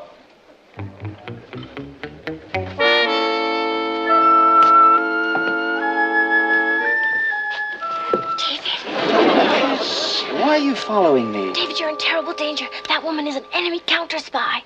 Irene? Uh-huh. We heard her talking in a doctor's office. She said she's out to trap you. Yeah, and she's not gonna let you slip through her fingers this time. Well, that's information I can use. What do you want us to do now? Go home and leave me alone with her. No, David, I know you're trying to protect us from danger, but we're in this together. Right, Ross? Right. Now, wait. No, till the end of time, David. Right, Ross? Right. I'm afraid, honest. Now, Patty, for the last time, will you please go home and let me handle this by myself? Wild horses couldn't drag us from your side. I guess I'll have to include you in my, plans. Now, listen carefully. This is what she's after, and it's got to be delivered for developing without delay. Right, where? You know the camera shop south of where you live? The Sherwood, 6th and River Street. Precisely. Right, is that the drop-off? Right. Okay, we'll get it there and we'll be back in no time. Oh, no. Did you forget we've got to throw the enemy off the track? Look.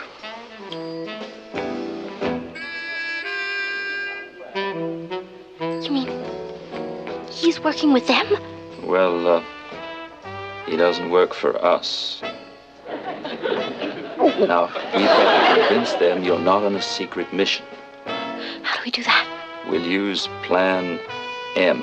Plan M? We've got to make the enemy agents think you're just a couple of ordinary kids out for an ordinary Saturday afternoon of fun and frolic. Oh, Now, first, you will go directly to the malt shop, 2 blocks south of here. wait a minute. There's no malt shop 2 blocks south of here. There's one 3 blocks the other way. I know, I was testing you. You'll order 2 jumbo banana splits. Now, the important thing is to act as if you're really enjoying the Sundays. You think you can? We can sure try. Good. Now, as soon as you finish the banana splits, move on to the cinema closest to the malt shop. The Globe. You're on your toes, Ross. Go in and watch the double feature. As soon as it's over, proceed to the camera shop, drop the film, and then go home. That's it. Come on.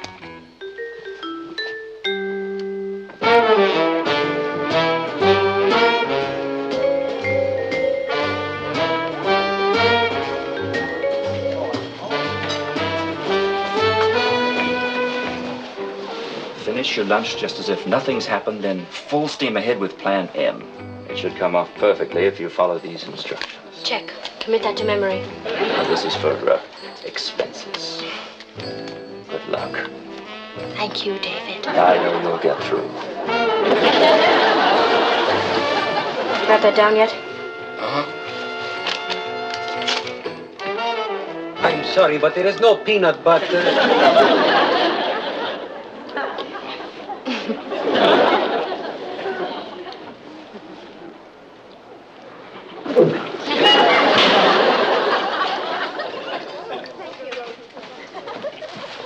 Why do you suppose he did that?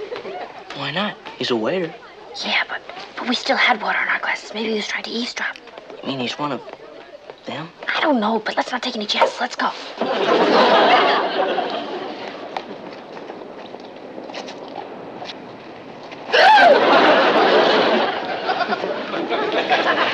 Get 2 tickets.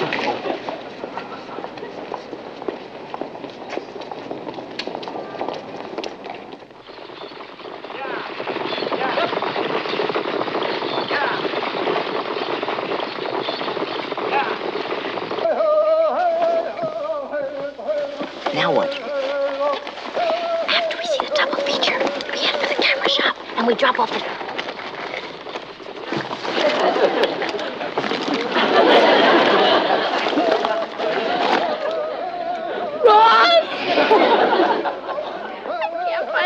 It's not in my purse. Of course not. You transferred it to your coat pocket, remember? Oh, boy. What a relief. I think of how vital it is. If I had ever lost it, I'd kill myself. Maybe you better let me take care of it. No, Alva. You dropped it. Where is it? Must have rolled under another seat. We've got to find it. That's Margaret Dent. I know. Mister, could you move your foot, please?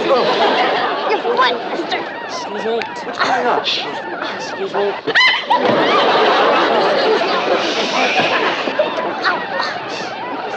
No, listen. Oh, I'm sorry. I'm sorry. Big brother. No, I can't see a thing. Hey, what's going on here? What's all this commotion? Are you the manager? You've got to turn on the lights. And we can't tell you, but it's a matter of life and death. Oh, please turn on the lights, mister, please. Calm down. As soon as the picture's over, we'll put the lights on. No, we can't wait. Then come back tomorrow. It'll be turned into the lost and found. No, if it's found, we're lost. Oh, please, please, please, mister, please. No, you be quiet. Will you turn on the lights? Yes, don't pipe down. I'm going to call the police. Good, we can use them here.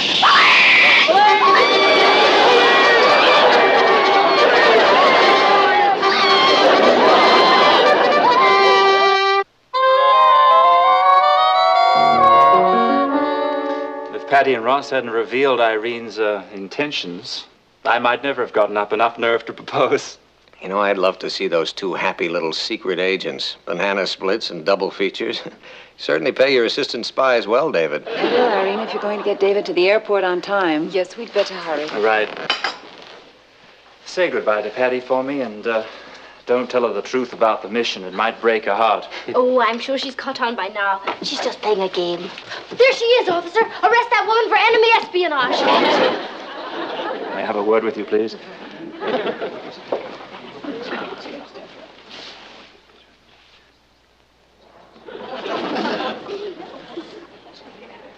No, David, we need help. Don't go, officer. Patty, I've got the situation well in hand. Miss Wilson is accompanying me to the airport as my prisoner. Thanks in no small part to you and Ross. Oh. Will she get a long sentence? A life term, if I have anything to say about it. Well, I'm terribly sorry it had to end this way, Miss Wilson. But I really don't think you were cut out to be a spy. You don't think so? No, but don't feel bad. You see, when it comes to spying, some of us have it, and some of us don't. Stiff upper lip.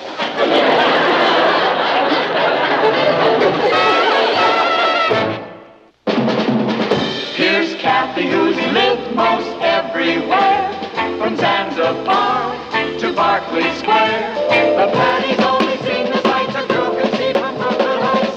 What a crazy pair! But they're cousins, identical cousins, and you'll find they laugh alike, they walk alike, at times they even talk alike.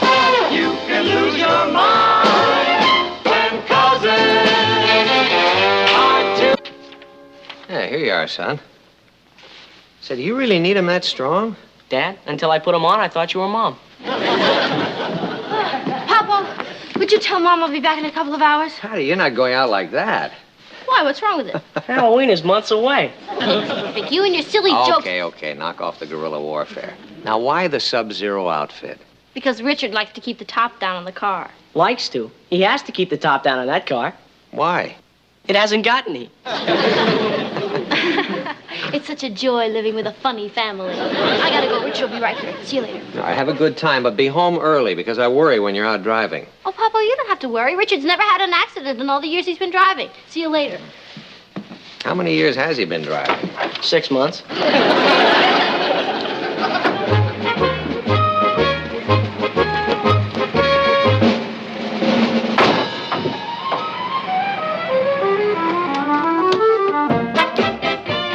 Here, what do you think you're doing? Hey, did you see that car ram me? Yeah, I sure did. Good, then you're a witness. Okay. My name is Patty Lane, and I live right here. Thank you, son. That guy had no right to... son. Oh, excuse me. In that outfit, you look like a boy. Well, I'm not a boy, and you can ask anybody. You can. Sorry about bumping into your car. Richard, what were you doing in that car? It's my father's car. Mine broke down. I'm sure we can work something out. I'm sure we can, young fella, because I got a witness here who saw the whole thing, and she says you were absolutely at fault. Yeah, this girl right here. Don't look at me. I look like a boy in this outfit. What was your name again? Matilda. Matilda Fenstermacher. I thought you said your name was Patty Lane and you live here. Oh, no, you're confused. Patty Lane is where I live. Now stop fooling around. You saw this accident. You're a witness whether you like it or not. Or do you want me to call a cop? Oh. Well, now, is that Patty or Patsy? A little of both.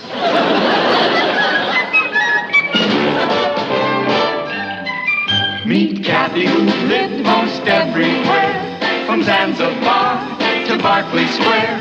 But Patty's only seen the sights a girl can see from Brooklyn Heights. What a crazy pair! But they're cousins, identical cousins all the way. One pair of matching bookends, different as night and day. Where Kathy adores a minuet. The ballet russe and crepe Suzette. Our Patty loves to rock and roll. The hot dog makes her lose control. What a wild duet. Still they're cousins, identical cousins, and you'll find they laugh alike, they walk alike, at times they even talk alike. You can lose your mind when cousins are two of a kind.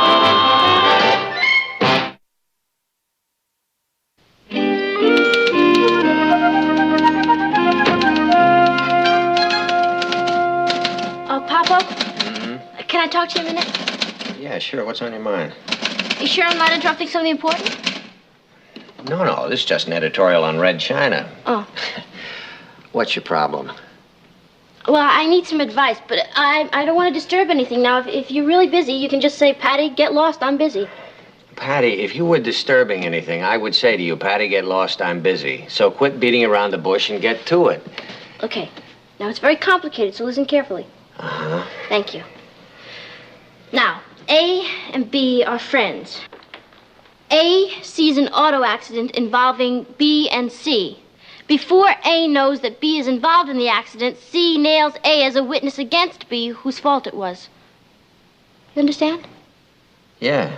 But would you mind repeating the question? I haven't asked it yet. Oh. The question is this. Should A testify against B, even though A and B are great friends and A and C don't even know each other? Especially when B is going to get in terrible trouble with his father. You follow me? Oh, I follow you. I just don't understand you. Well, what's so difficult to understand? It's as simple as ABC.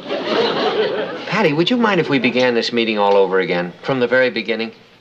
From the very beginning? Mm-hmm. Okay, Papa. Papa? Can I talk to you a minute? Get lost, Patty. I'm busy. Richard? What? Are you ready for this? What? On television the other night, there was this fugitive, see? He was in a big jam, so he decided to go to the people who were causing him the trouble and throw himself on their mercy. Hey, Patty, that's a great idea.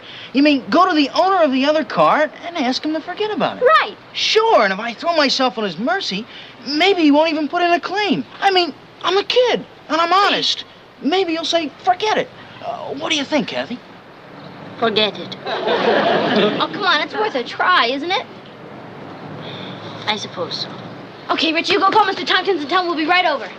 Patty, what did happen when the fugitive went to the people who were causing him the trouble? They turned him into the police, and near the end of the show, he was on his way to the electric chair.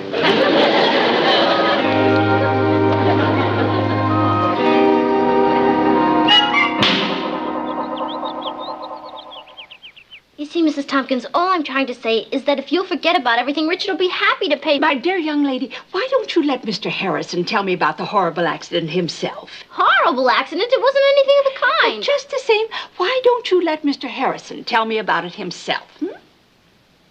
Okay. You don't have to be so formal. You don't have to call him Mr. Harrison. He's just a kid.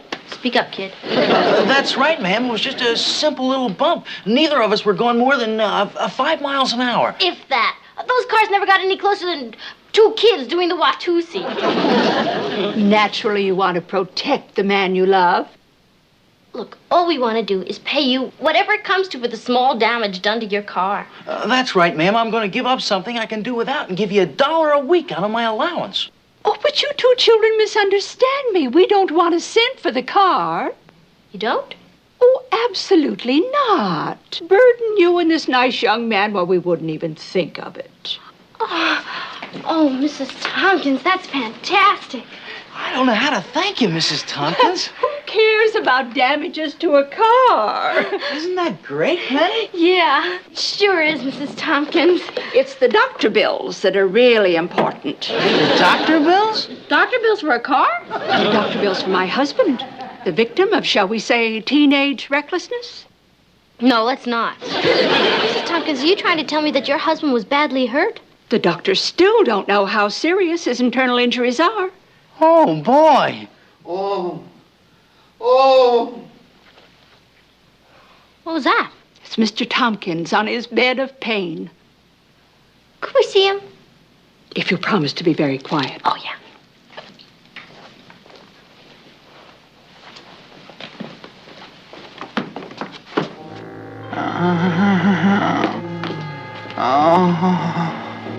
Oh, boy. You can see how bad he looks. That's nothing compared to the way I'm going to look when my father hears about this. I think he wants to tell me something.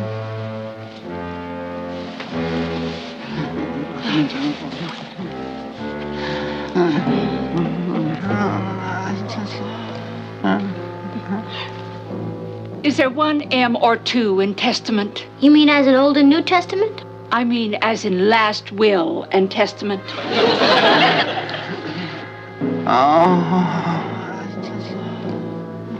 Oh, I'm afraid you're going to have to go. He's too weak to go on. Me too. I'm truly sorry for you, young man, being involved in a mess like this. And I'm sure your father will be happy to pay us whatever we ask. Just to keep you from having this terrible blot on your record. Say, $10,000? $10,000? Our lawyer, Mr. Lewis, will be in touch with you. Thank you, Mrs. Tompkins. We knew you'd be fair.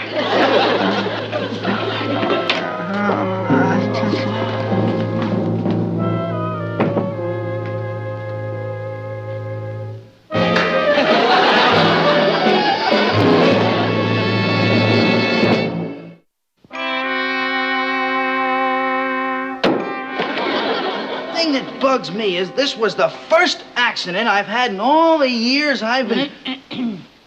all the months I've been driving. He really doesn't have any reason to be so agitated. Then tell him, Papa.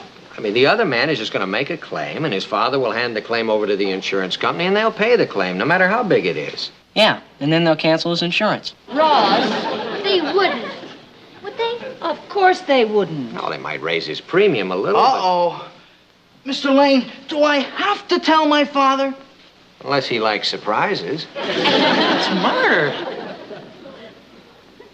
Richard, why don't you relax about it? It isn't that bad. You know, I remember during the war, something like this happened to me with an Army Jeep. Only I didn't have to contend with my father. I had to break the news to a supply sergeant, and that was murder. Well, a supply sergeant could ruin you for life. Actually, he's lucky he's only got to deal with his father. Doesn't that make you feel better? No, worse. Do you know what my father was in the Army? A supply sergeant. So long. See you when you get back. From where? You mean you're gonna stay in town and take the rap? Oh, boy. Poor Richard. Ross, I'd like to talk to Mom and Papa. So talk. Ross. I've got just as much right here as you do. Ross. I'm going. But I'd like to know how I'm gonna learn about life if you keep sending me out of the room. Ross. What is it, dear? How can I testify against Richard?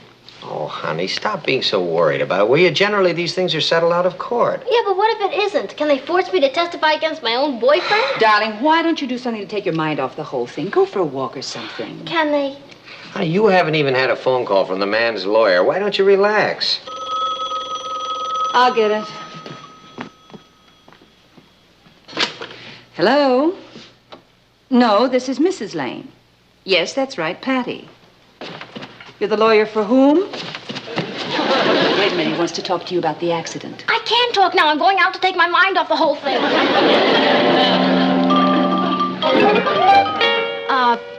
Any calls for me while I was out? Yes. A lawyer named Mr. Lewis called you. That's a surprise. He called about an hour ago, too. He said he wanted to come over and get a deposition from you. I know. I can't do this to Richard. I'll just have to keep stalling him till I find a way out of this mess. Please hurry up, Patty. I'm running out of excuses. What do you mean? Well, one time he called, I told him I was your mother. Another time he called, I told him I was your brother. What do I tell him next time? Oh, I don't know. Tell him nobody's home and you're just a burglar who's answering the telephone.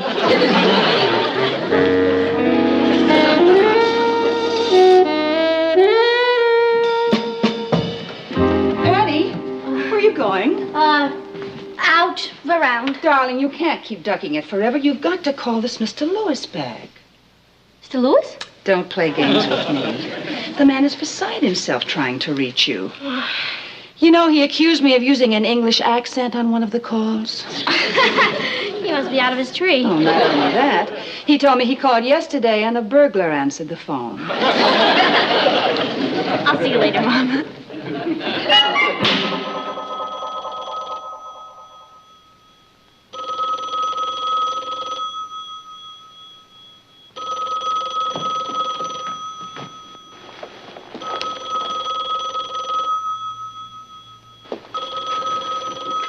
Hello? Who? Patty Lane? Who's calling? The Watusi Dance Studio. You have 2 free dance lessons for her? She can just answer a simple question? I'll take it upstairs. Just a minute. Yes, you wanted to talk to me? Miss Lane? This is Mr. Lewis. I'm sorry I had to resort to such an obvious subterfuge, but you gave me no choice. Hello? Who is calling, please? What happened to Miss Lane? Hello! Miss Rain? You want to speak to Miss Rain?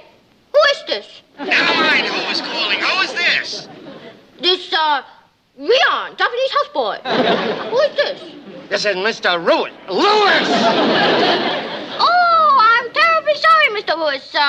You from on a rock. Miss Rain is unavailable. Are you sure? I'm positive I had her on the phone. Mr. Lewis, please control yourself. No need to make a big McGilver. This is not Pearl Harbor, you know. Now, you listen to me, Rion, and you listen good. You tell Miss Patty Lane that she had better return my call immediately. Do you understand what I'm saying? Yes, sir. Unconditional surrender.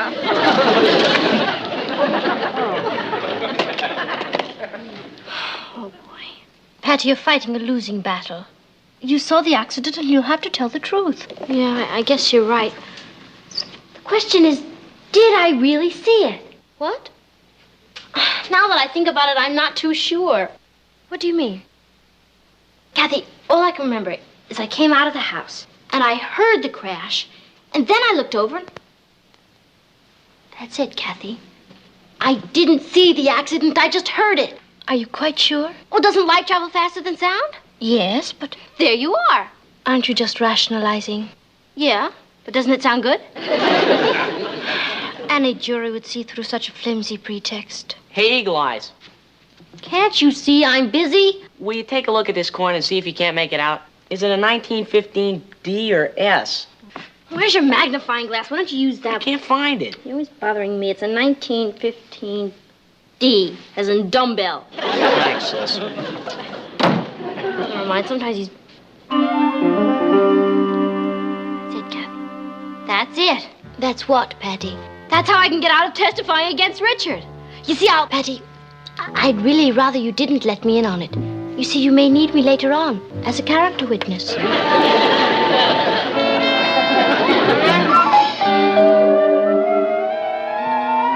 I'm coming, just a minute.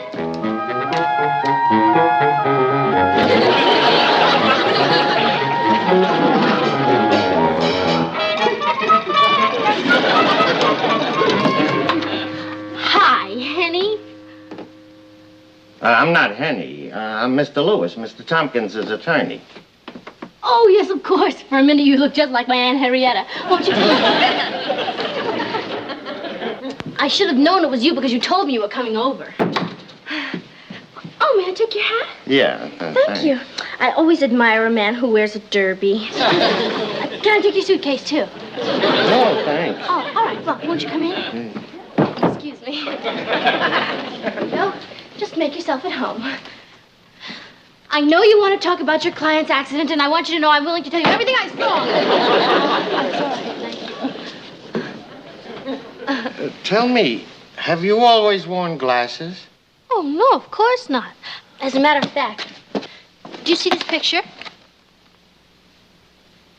Now, up until then, I never wore glasses. Oh. Well, I took the liberty of preparing a statement which I'd like you to look over and read and correct if necessary. Yes, thank you. Can you see that all right? Yes, of course. Can you read it? Yes, of course. Oh, boy. Oh, thank you. You're right. That's much better. Uh-huh. Okay. Oh, would you like some candy? No, thanks. I don't smoke. Oh, I'm sorry. Can I get you a cold drink? Please. Don't go away.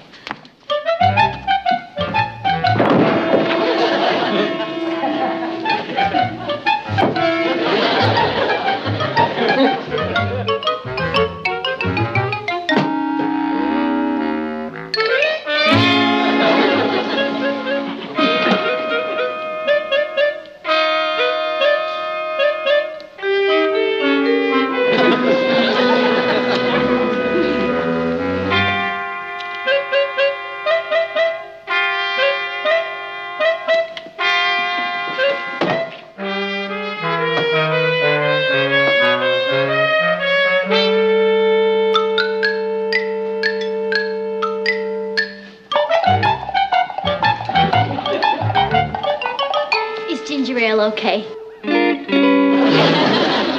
Oh, sure, just Good. Never mind, I'm not thirsty anymore. Oh. Oh, Miss Lane. Yes. While you were in the other room, I took the liberty of turning on your TV. Oh, good. Good. You like that show? Oh, yes, I love it. But I'm afraid you don't have it tuned in right. Oh? Now, I'll adjust it for you. Oh, thanks. You see, it's a color set, and you have to learn how to work it. But once you get used to it...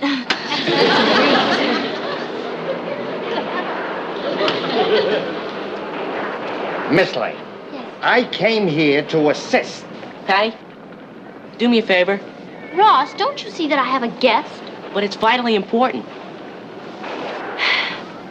Please excuse me. Little brothers, you know.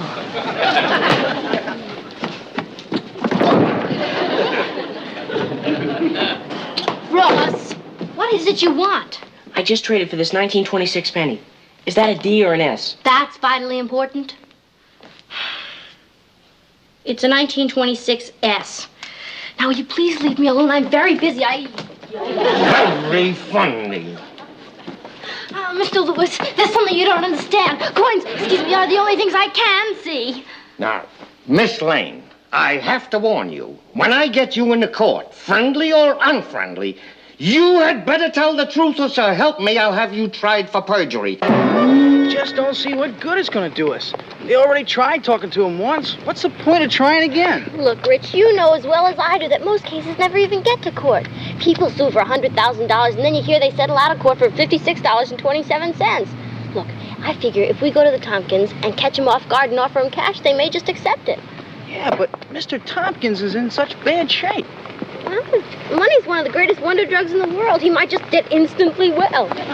Maybe you're right. How much do we have in cash? $56.27. Look.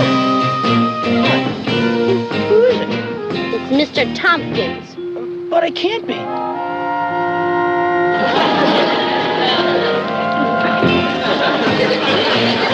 Hurry up!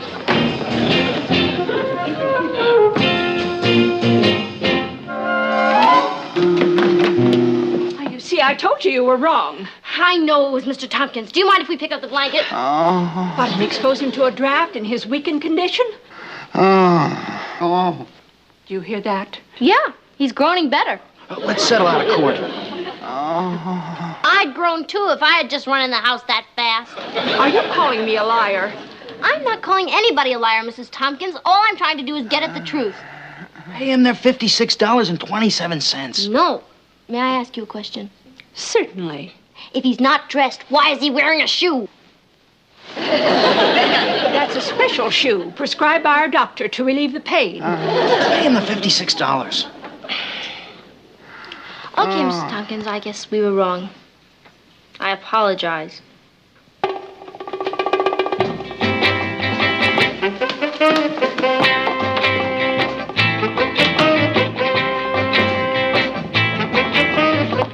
be hearing from us, young man. I sure hope not. I beg your pardon. It was nice seeing you again, Mrs. Tompkins. Goodbye! Oh, here, Patty, shake it off. Don't my leg, my back. It's probably nothing. No, Richard, don't touch me until we find out if anything's broken. But I just don't understand how this could have happened. Oh, Richard, before I faint, get the names of all the witnesses. Faint? Witness? Oh, well, you just barely stumbled on our step. Richard, you heard her. You're my witness. Mrs. Tompkins just admitted I fell on her step. Now she's my witness against Mr. Tompkins. What? I know just how you feel, Mrs. Tompkins, testifying against your own husband. Now, just a minute. Aren't you going a little too fast? Woman to woman. Mrs. Tompkins, I know how you want to protect your husband from paying for the terrible pulverizing damage. Oh. I'll never dance again. Don't be ridiculous. We aren't going to pay you a cent. Pay me, Mrs. Tompkins? No, I'm afraid you misunderstand. I don't want anything from you. Well, that's different. But my folks are going to be awfully angry at you for ruining a potential ballet dancer. Unless what? Let's look at it this way, Mrs. Tompkins. You will win your case against Richard for $10,000, and my folks will win their case against you for $10,000, and then we'll be even. So why should you be the middleman? Why don't we just call it quits now? Yeah. All right, Miss Lane. You made your point.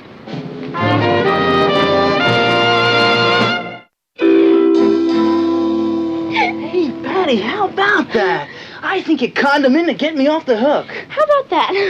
Oh! Okay, Patty. You can stop putting it on. She went in. I'm not putting it on. I think I broke my ankle.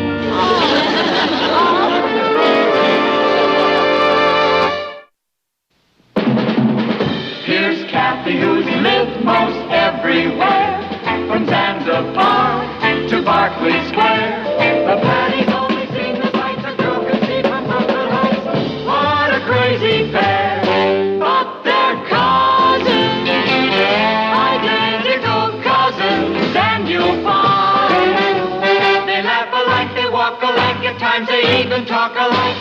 You can lose your mind when cousins. 106 inclusive. Thanks, you saved my life. By the way, Marge, are you going to the game Saturday? With Gary Shellhammer? Oh, he's really ultra. Okay, have a good time. Bye. Remind me to send her a Christmas package marked "Don't open before soaking." Scratch, Gary. Are you sure I should be in on this? This intrigue is putting a dent in my childlike innocence. Fran? Hi, Patty. Could you please tell me what our history assignment is? Pages 99 through 106 inclusive. Gee, thanks, Fran. You saved my life. By the way, are you going to the game Saturday? With Chuck Walters? Oh, he's really ultra. Well, have a good time. Bye. Scratch, Chuck? No. Put a question mark next to his name. He's still alive. Well, I thought you said he was taking her. Correction. She said she thought he was taking her. You know, Fran. She still believes in Tinkerbell. I'm surprised Richard hasn't asked you to that game. Well, who said he hasn't? Well, what's the reason for all the phone calls? I just want to see who else is available before I say yes. Patty, I don't think it's fair to keep him dangling. Mom, if I said yes right off the bat, and then somebody really dreamy asked me to go, I'd have a trauma for the rest of my life. Yeah, but what's going to happen if he gets tired waiting? You know the old saying, bird in the hand is worth two in the bush. Yeah. But what about don't put all your eggs in one basket? I think don't count your chickens before they're hatched is more to the point. Wait a minute. How did we get into the poultry business?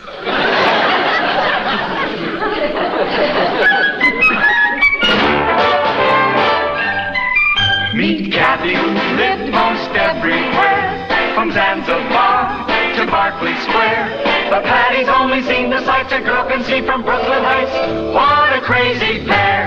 But they're cousins, identical cousins all the way. One pair of matching bookends, different as night and day. Where Kathy adores a minuet. The ballet russe and crepe Suzette. Our Patty loves her rock and roll, a hot dog makes her lose control. What a wild duet. Still they're cousins, identical cousins, and you'll find they laugh alike, they walk alike, at times they even talk alike. You can lose your mind when cousins are two of a kind.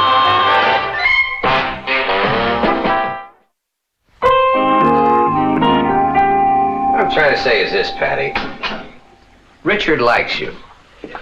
But if you put him down too often, his interest is going to cool off. And I imagine that there are other girls that would find him attractive. Papa, when did you start worrying about Richard?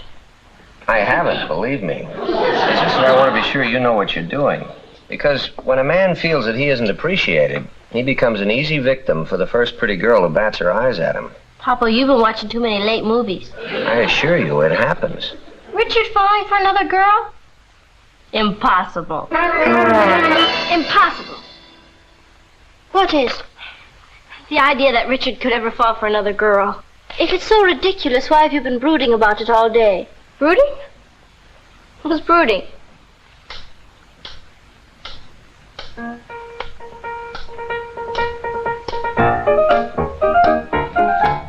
I know he has his faults, but when it comes to being trustworthy, he's like old dog Trey. Then why are you so worried? I'm not worried. Patty, I think you can carry on both sides of this conversation without me, if you'll excuse me.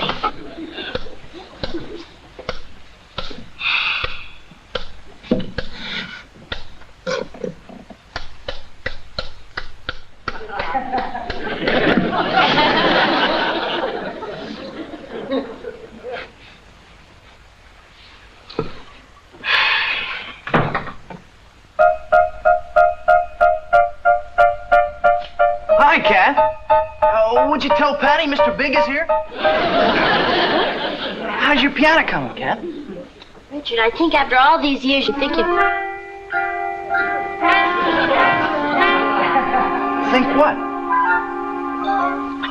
I think that you'd ring the doorbell before just walking in. Well, the door was open, so... All right, I'll go get Patty. Excuse me. Became commander of the Carthaginian forces in Spain in 221 B.C. Don't leave this room till I give you the all clear. What's up? Richard. He thinks I'm you. Now it's my chance to find out if he can really resist temptation. How? By letting him go right on thinking I'm you. I'm sorry, Richard, but Patty is unavailable. Anything wrong? She gave herself an egg shampoo, and at the moment her hair looks more like an omelet than a head. With one little egg? It must have had a double yolk. She'll be devastated at not being able to see you. Me? Oh, now, let's not be modest, Richard. Yes. You're definitely the rugged outdoor type. You're putting me on. No, not at all. I can see you, striding across the moors with a pipe in your mouth and an Irish setter at your heels. I used to have a dog, but he bit me all the time. Perhaps that was because you didn't know who was master. I sure did. When he bared his teeth, wow! My, that will never do. You have a loose thread on your collar. So what? A man as impeccably dressed as you with a loose thread? Unthinkable. Why, Richard, your eyes. Oh, what about them? They're the same color I never noticed before. Gee, Kath, I never saw you like this before. I always thought you were the quiet type. Still waters run deep. I sure do. Well, I gotta go. I just wanted to show Patty my new carburetor I put on the car. Oh, it must take great skill to attach a carburetor. I've always admired manual dexterity. Yeah, and you want me to fix you up with him. Oh, Richard, you have a keen sense of humor. I've got an interesting lifeline. Do you know what it tells me? What? That you're alive. Yeah? Alive, vibrant, full of electricity. Oh, that's probably because my pliers accidentally touched my battery cable. Man, you should have seen the smoke coming out of my ears. Richard, no wonder your fingers are so strong with those enormous biceps. Kath, being Patty's tied up, and you're her cousin, and you're crazy about carburetors. Well, why don't we go for a ride and try it out? I mean, the new carburetor. Yes. Tell Kathy what you're thinking about. Well, I was thinking about that new carburetor. Now that I put that new dual on, it's really two carburetors in one. Richard, I was wrong about your eyes. They are different. I haven't got them both synchronized yet. One of them has little gold flecks in it. It squirts gas when my motor gets overheated. And your chin. It's got a little dimple in it. It's got a needle valve that gets stuck sometimes. And your nose. It's absolutely patrician. Not bad, considering I picked it up in a junkyard. Why are you so distant? Distant? If I was any closer, I'd... Oh!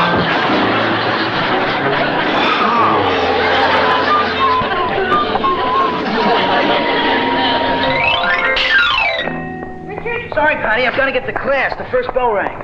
Where'd you go after you left my house last night? Last night? Yeah. When you say last night, what do you mean? I mean the day before today, only after the sun went down. Oh, last night. Yeah. Well, wasn't that the bell? I promise I'll let you know when I hear it. Now, about last night. Yeah. Well, I drove around for a while. By yourself? Mainly. Did you have fun? Fun? Yeah, F-U-N, fun. What kind of fun can you have driving around by yourself? Mainly. You know what's a shame? What? Well, I mean, as long as I couldn't go, it's too bad you didn't take Kathy out. I mean, then you wouldn't have been driving around by yourself.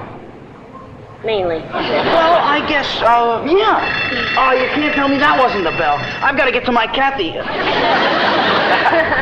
Civics class.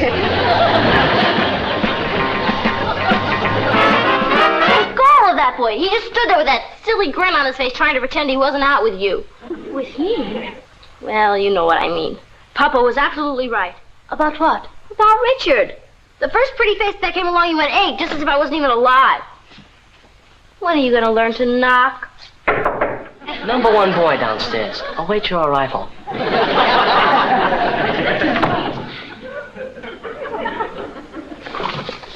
Aren't you going down? No. For all I care, number one boy can get right back in his rickshaw and head for outer Mongolia. Patty, that's not fair. And neither is the test you gave him. After all, even if he was out with me, even if he thought he was out with me, he was out with you. And the real you must have come through, and that's what he liked about me. I mean you. You really think so? Oh, don't answer that.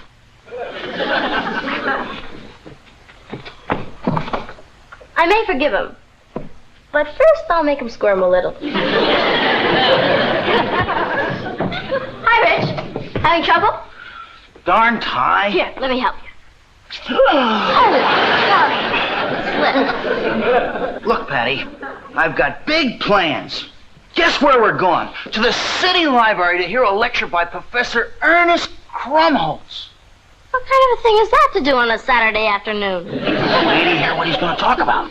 Oh, what? Your dictionary and how to make the most of it. My what and how to make the what of it? I hear he's great explaining how to use those doohickeys on top of vowels. Oh, he is? And if you don't know how to use those doohickeys, Then you won't know how to pronounce words. You see what I'm driving at? I'm beginning to. And it sounds dull to you, huh? No. As a matter of fact, it sounds fascinating. It does? Mm-hmm. I'd love to go. You would? Swell. I'd hate to tell Wilbur and Cynthia we couldn't make it.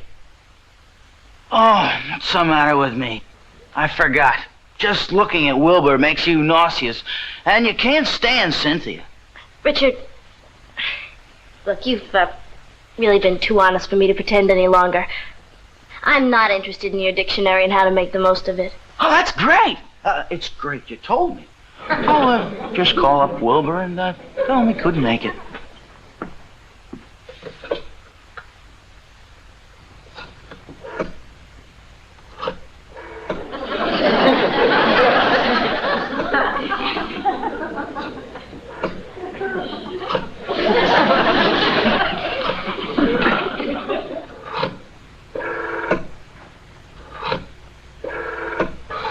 Richard?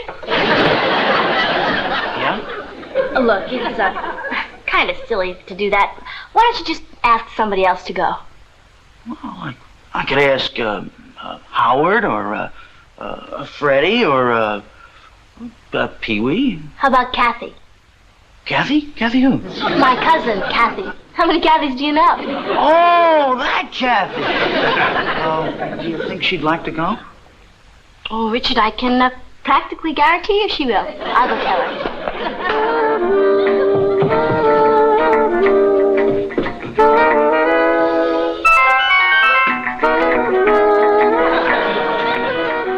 Patty, not again. Just this last time, Kathy. Darn carburetor.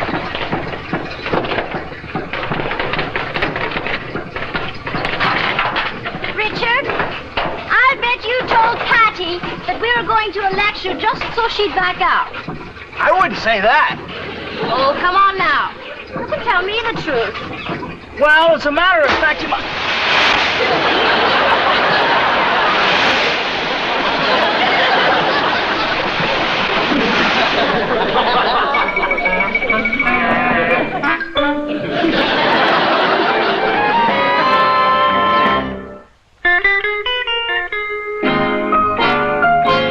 Richard, don't put that oily shirt in the hamper, dear. Okay, Mom. Well, it's so nice to meet you, Kathy. My, it's amazing how much you look like Patty. Yes, I've looked like her all my life. Richard tells me that you're interested in classical music. Oh, yes. I wouldn't listen to anything else. Tell me, how do you feel about Schubert? Well, actually, I like regular. Oh, good old Franz Schubert. Yes, every time I think of him not finishing that symphony, it gets me. Right here.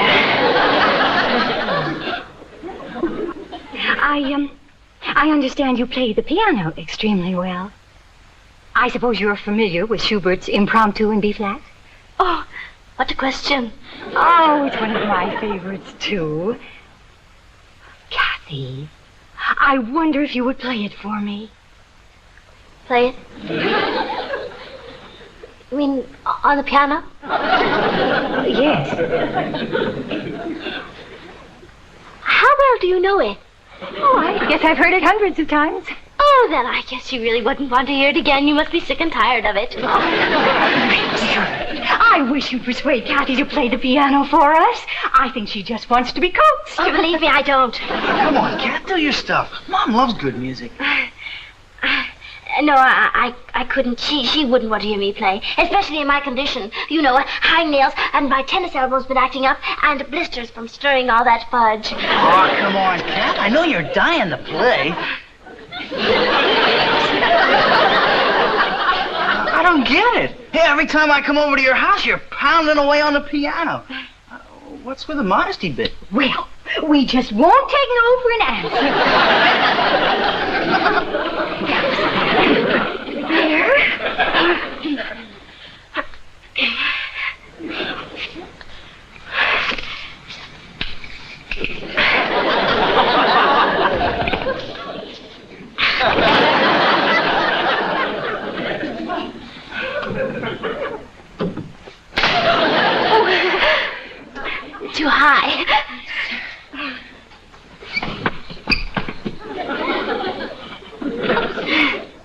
too low.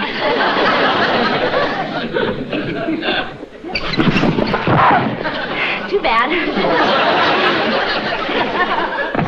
Come on, Kath.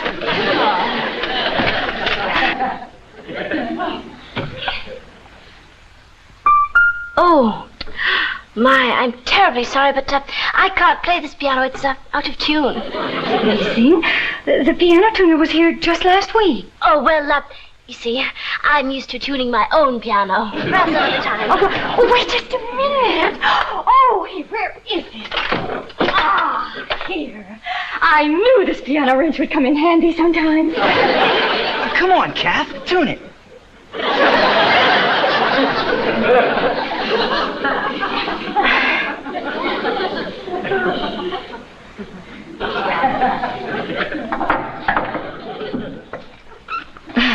Hurry up, Kath.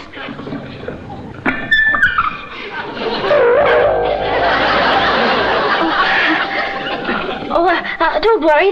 There's still plenty more strings left.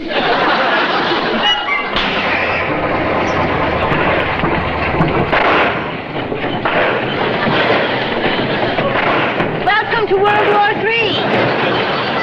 What's wrong with it? I don't know.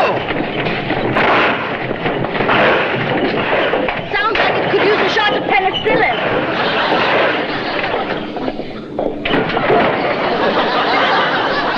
I suppose you're going to blame me for that, too. No, Kath, I'm not. I know you specialize in breaking piano strings. I said I was sorry. The first one was an accident, but what about the rest of them? It must have been of inferior quality. Yeah, sure. Well, you know those piano strings are going to come out of my allowance until I'm old enough to vote. Boy, you sure fixed me. Oh, it's fine for you to talk after the way you've acted.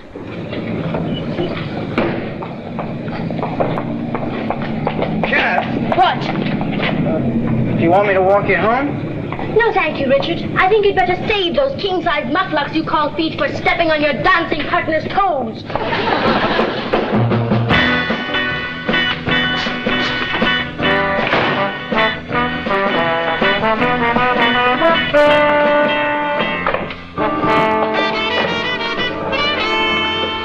I'll have a chocolate soda. You better make that a double.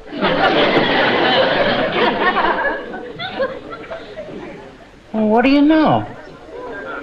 She came back to beg me to forgive her.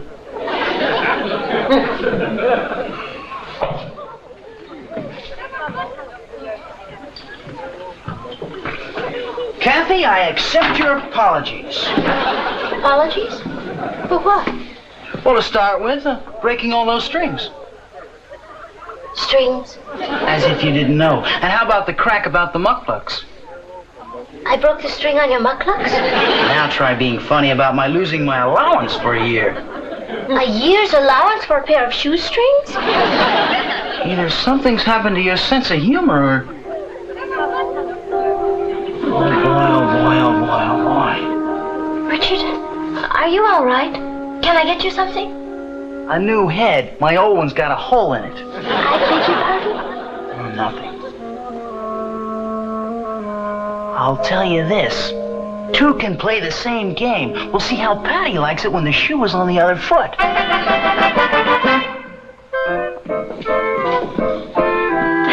You wanted to see me?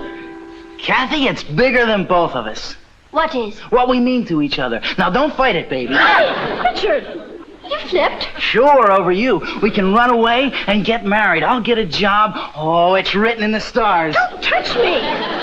Okay? That's the way you feel about it, Patty. No, you mean Kathy. No, I don't.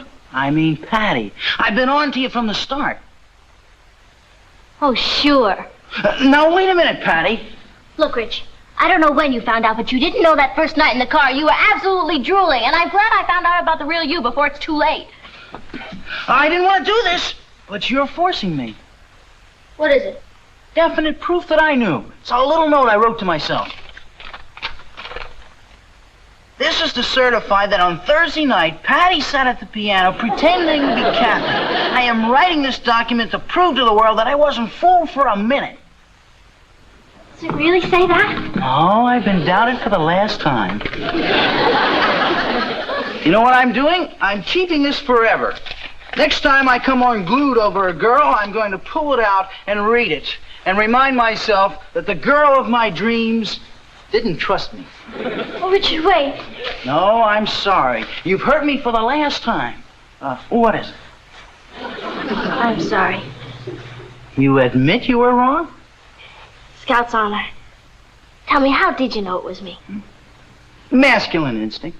Masculine instinct? Sure. When a fellow feels that way about a girl, he's got a built-in radar that goes beep, beep, beep whenever she's within a mile of him. Oh, Richard, I'll never doubt you again. You keep yourself free, I may take you to the basketball game tonight. Thank you. Bye. Bye.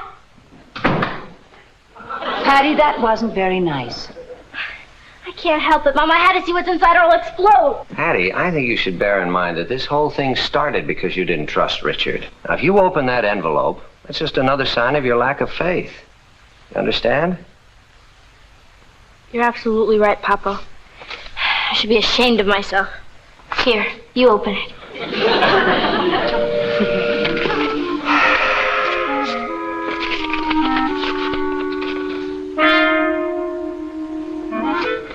Boy's penmanship leaves something to be desired. This is to certify that on Thursday night, Patty was sitting at the piano pretending to be Kathy. And I'm writing this document to prove to the world that I wasn't fooled for a minute. Good old Richard.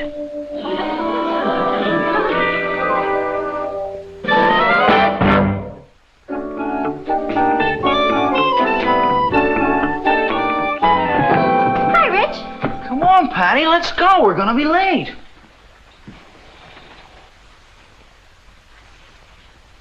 Richard? Come on, Patty, let's go. What are you trying to pull? You said you could tell Patty from a mile away. Well, that's right. This is a masculine instinct test to see how well that built-in radar works.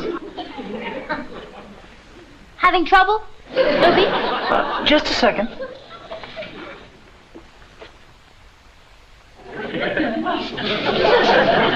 Okay, Patty, let's go. That's wonderful, Richard. How could you tell? Just like I told you. Radar, instinct. If you really must know, I smell that perfume I gave you for Christmas.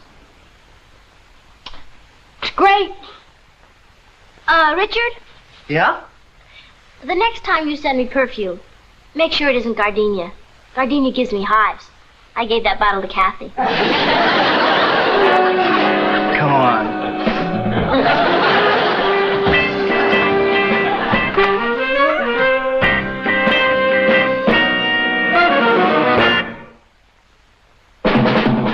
Here's Kathy, who's lived most everywhere, from Zanzibar to Berkeley Square.